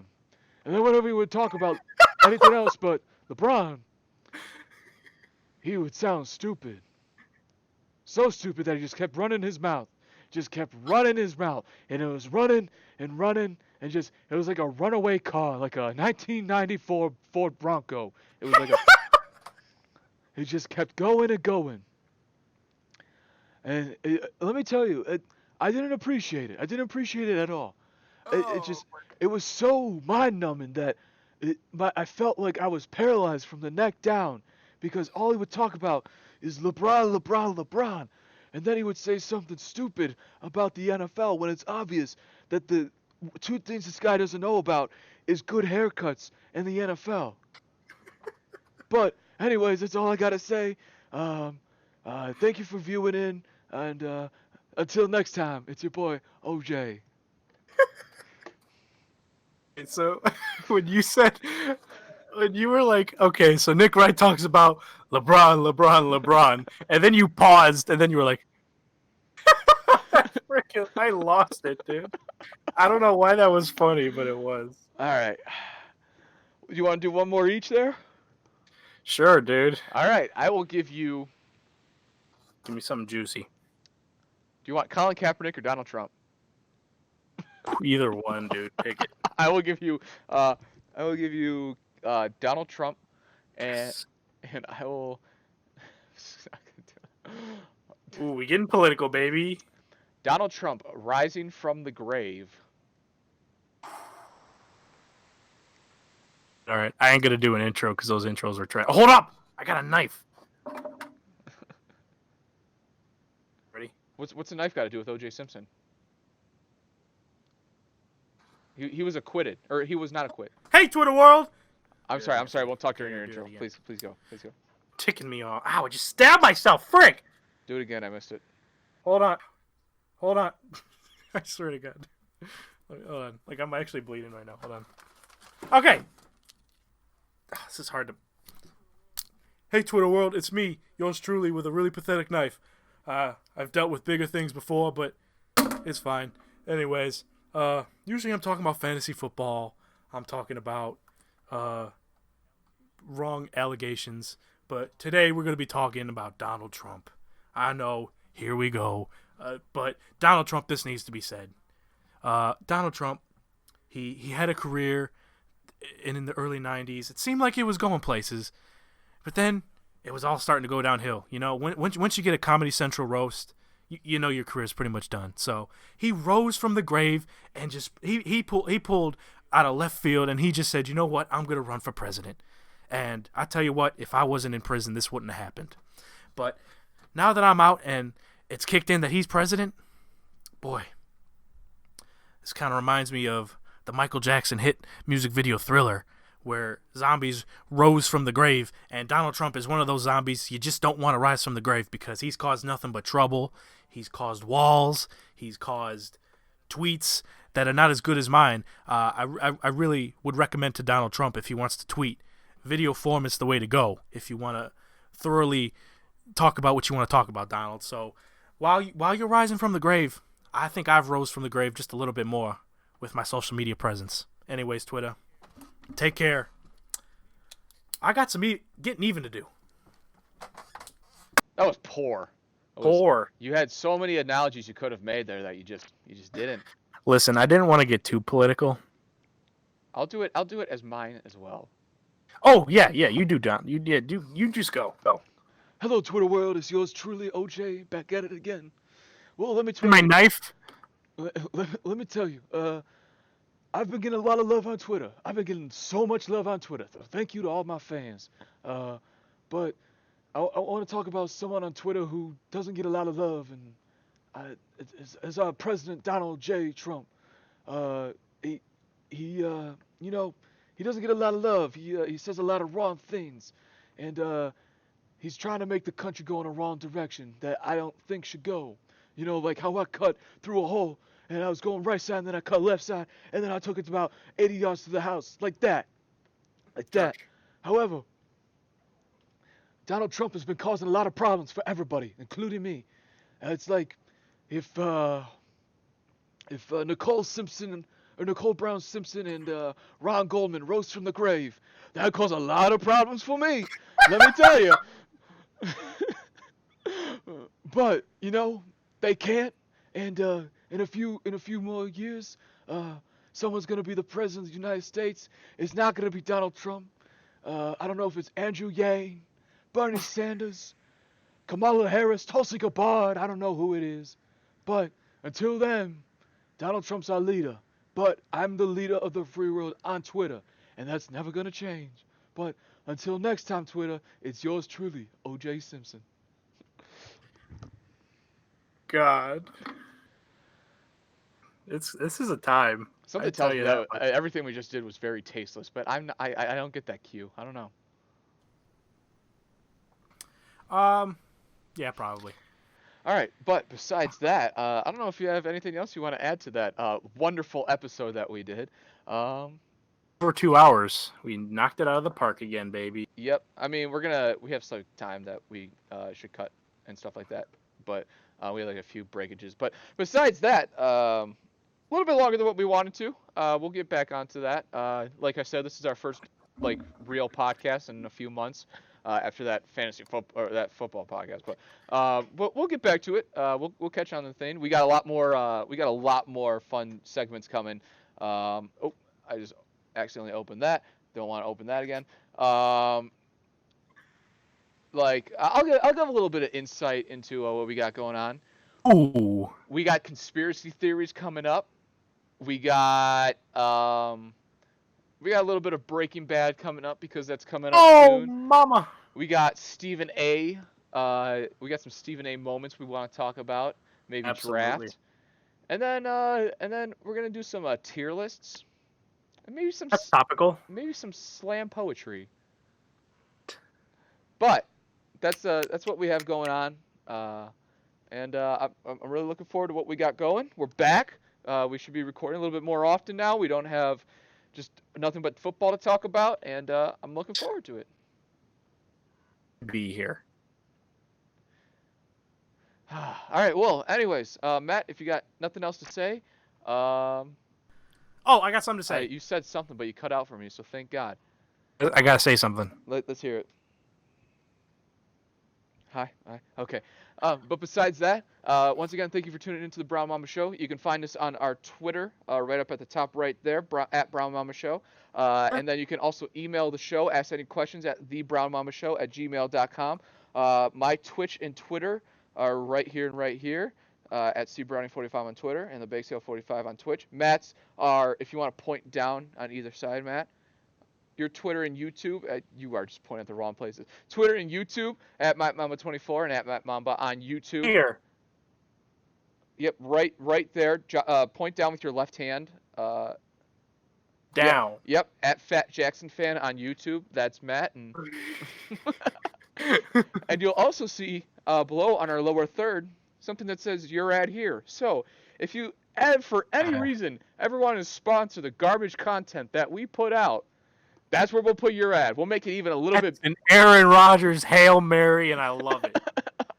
For any reason whatsoever, feel free. Let us know. Contact the show. We don't care if you are Allstate or we don't care if you are a small mom and pop store. This is garbage content, but we will make it worth your while. Yeah. But besides that, besides us selling out, thank you once again for joining the Brown Mamba Show, episode 6. We got 7, we got 8, we got 9, just like LeBron James championships in Miami, and we'll be back soon. So thank you for watching. All right. Oh God.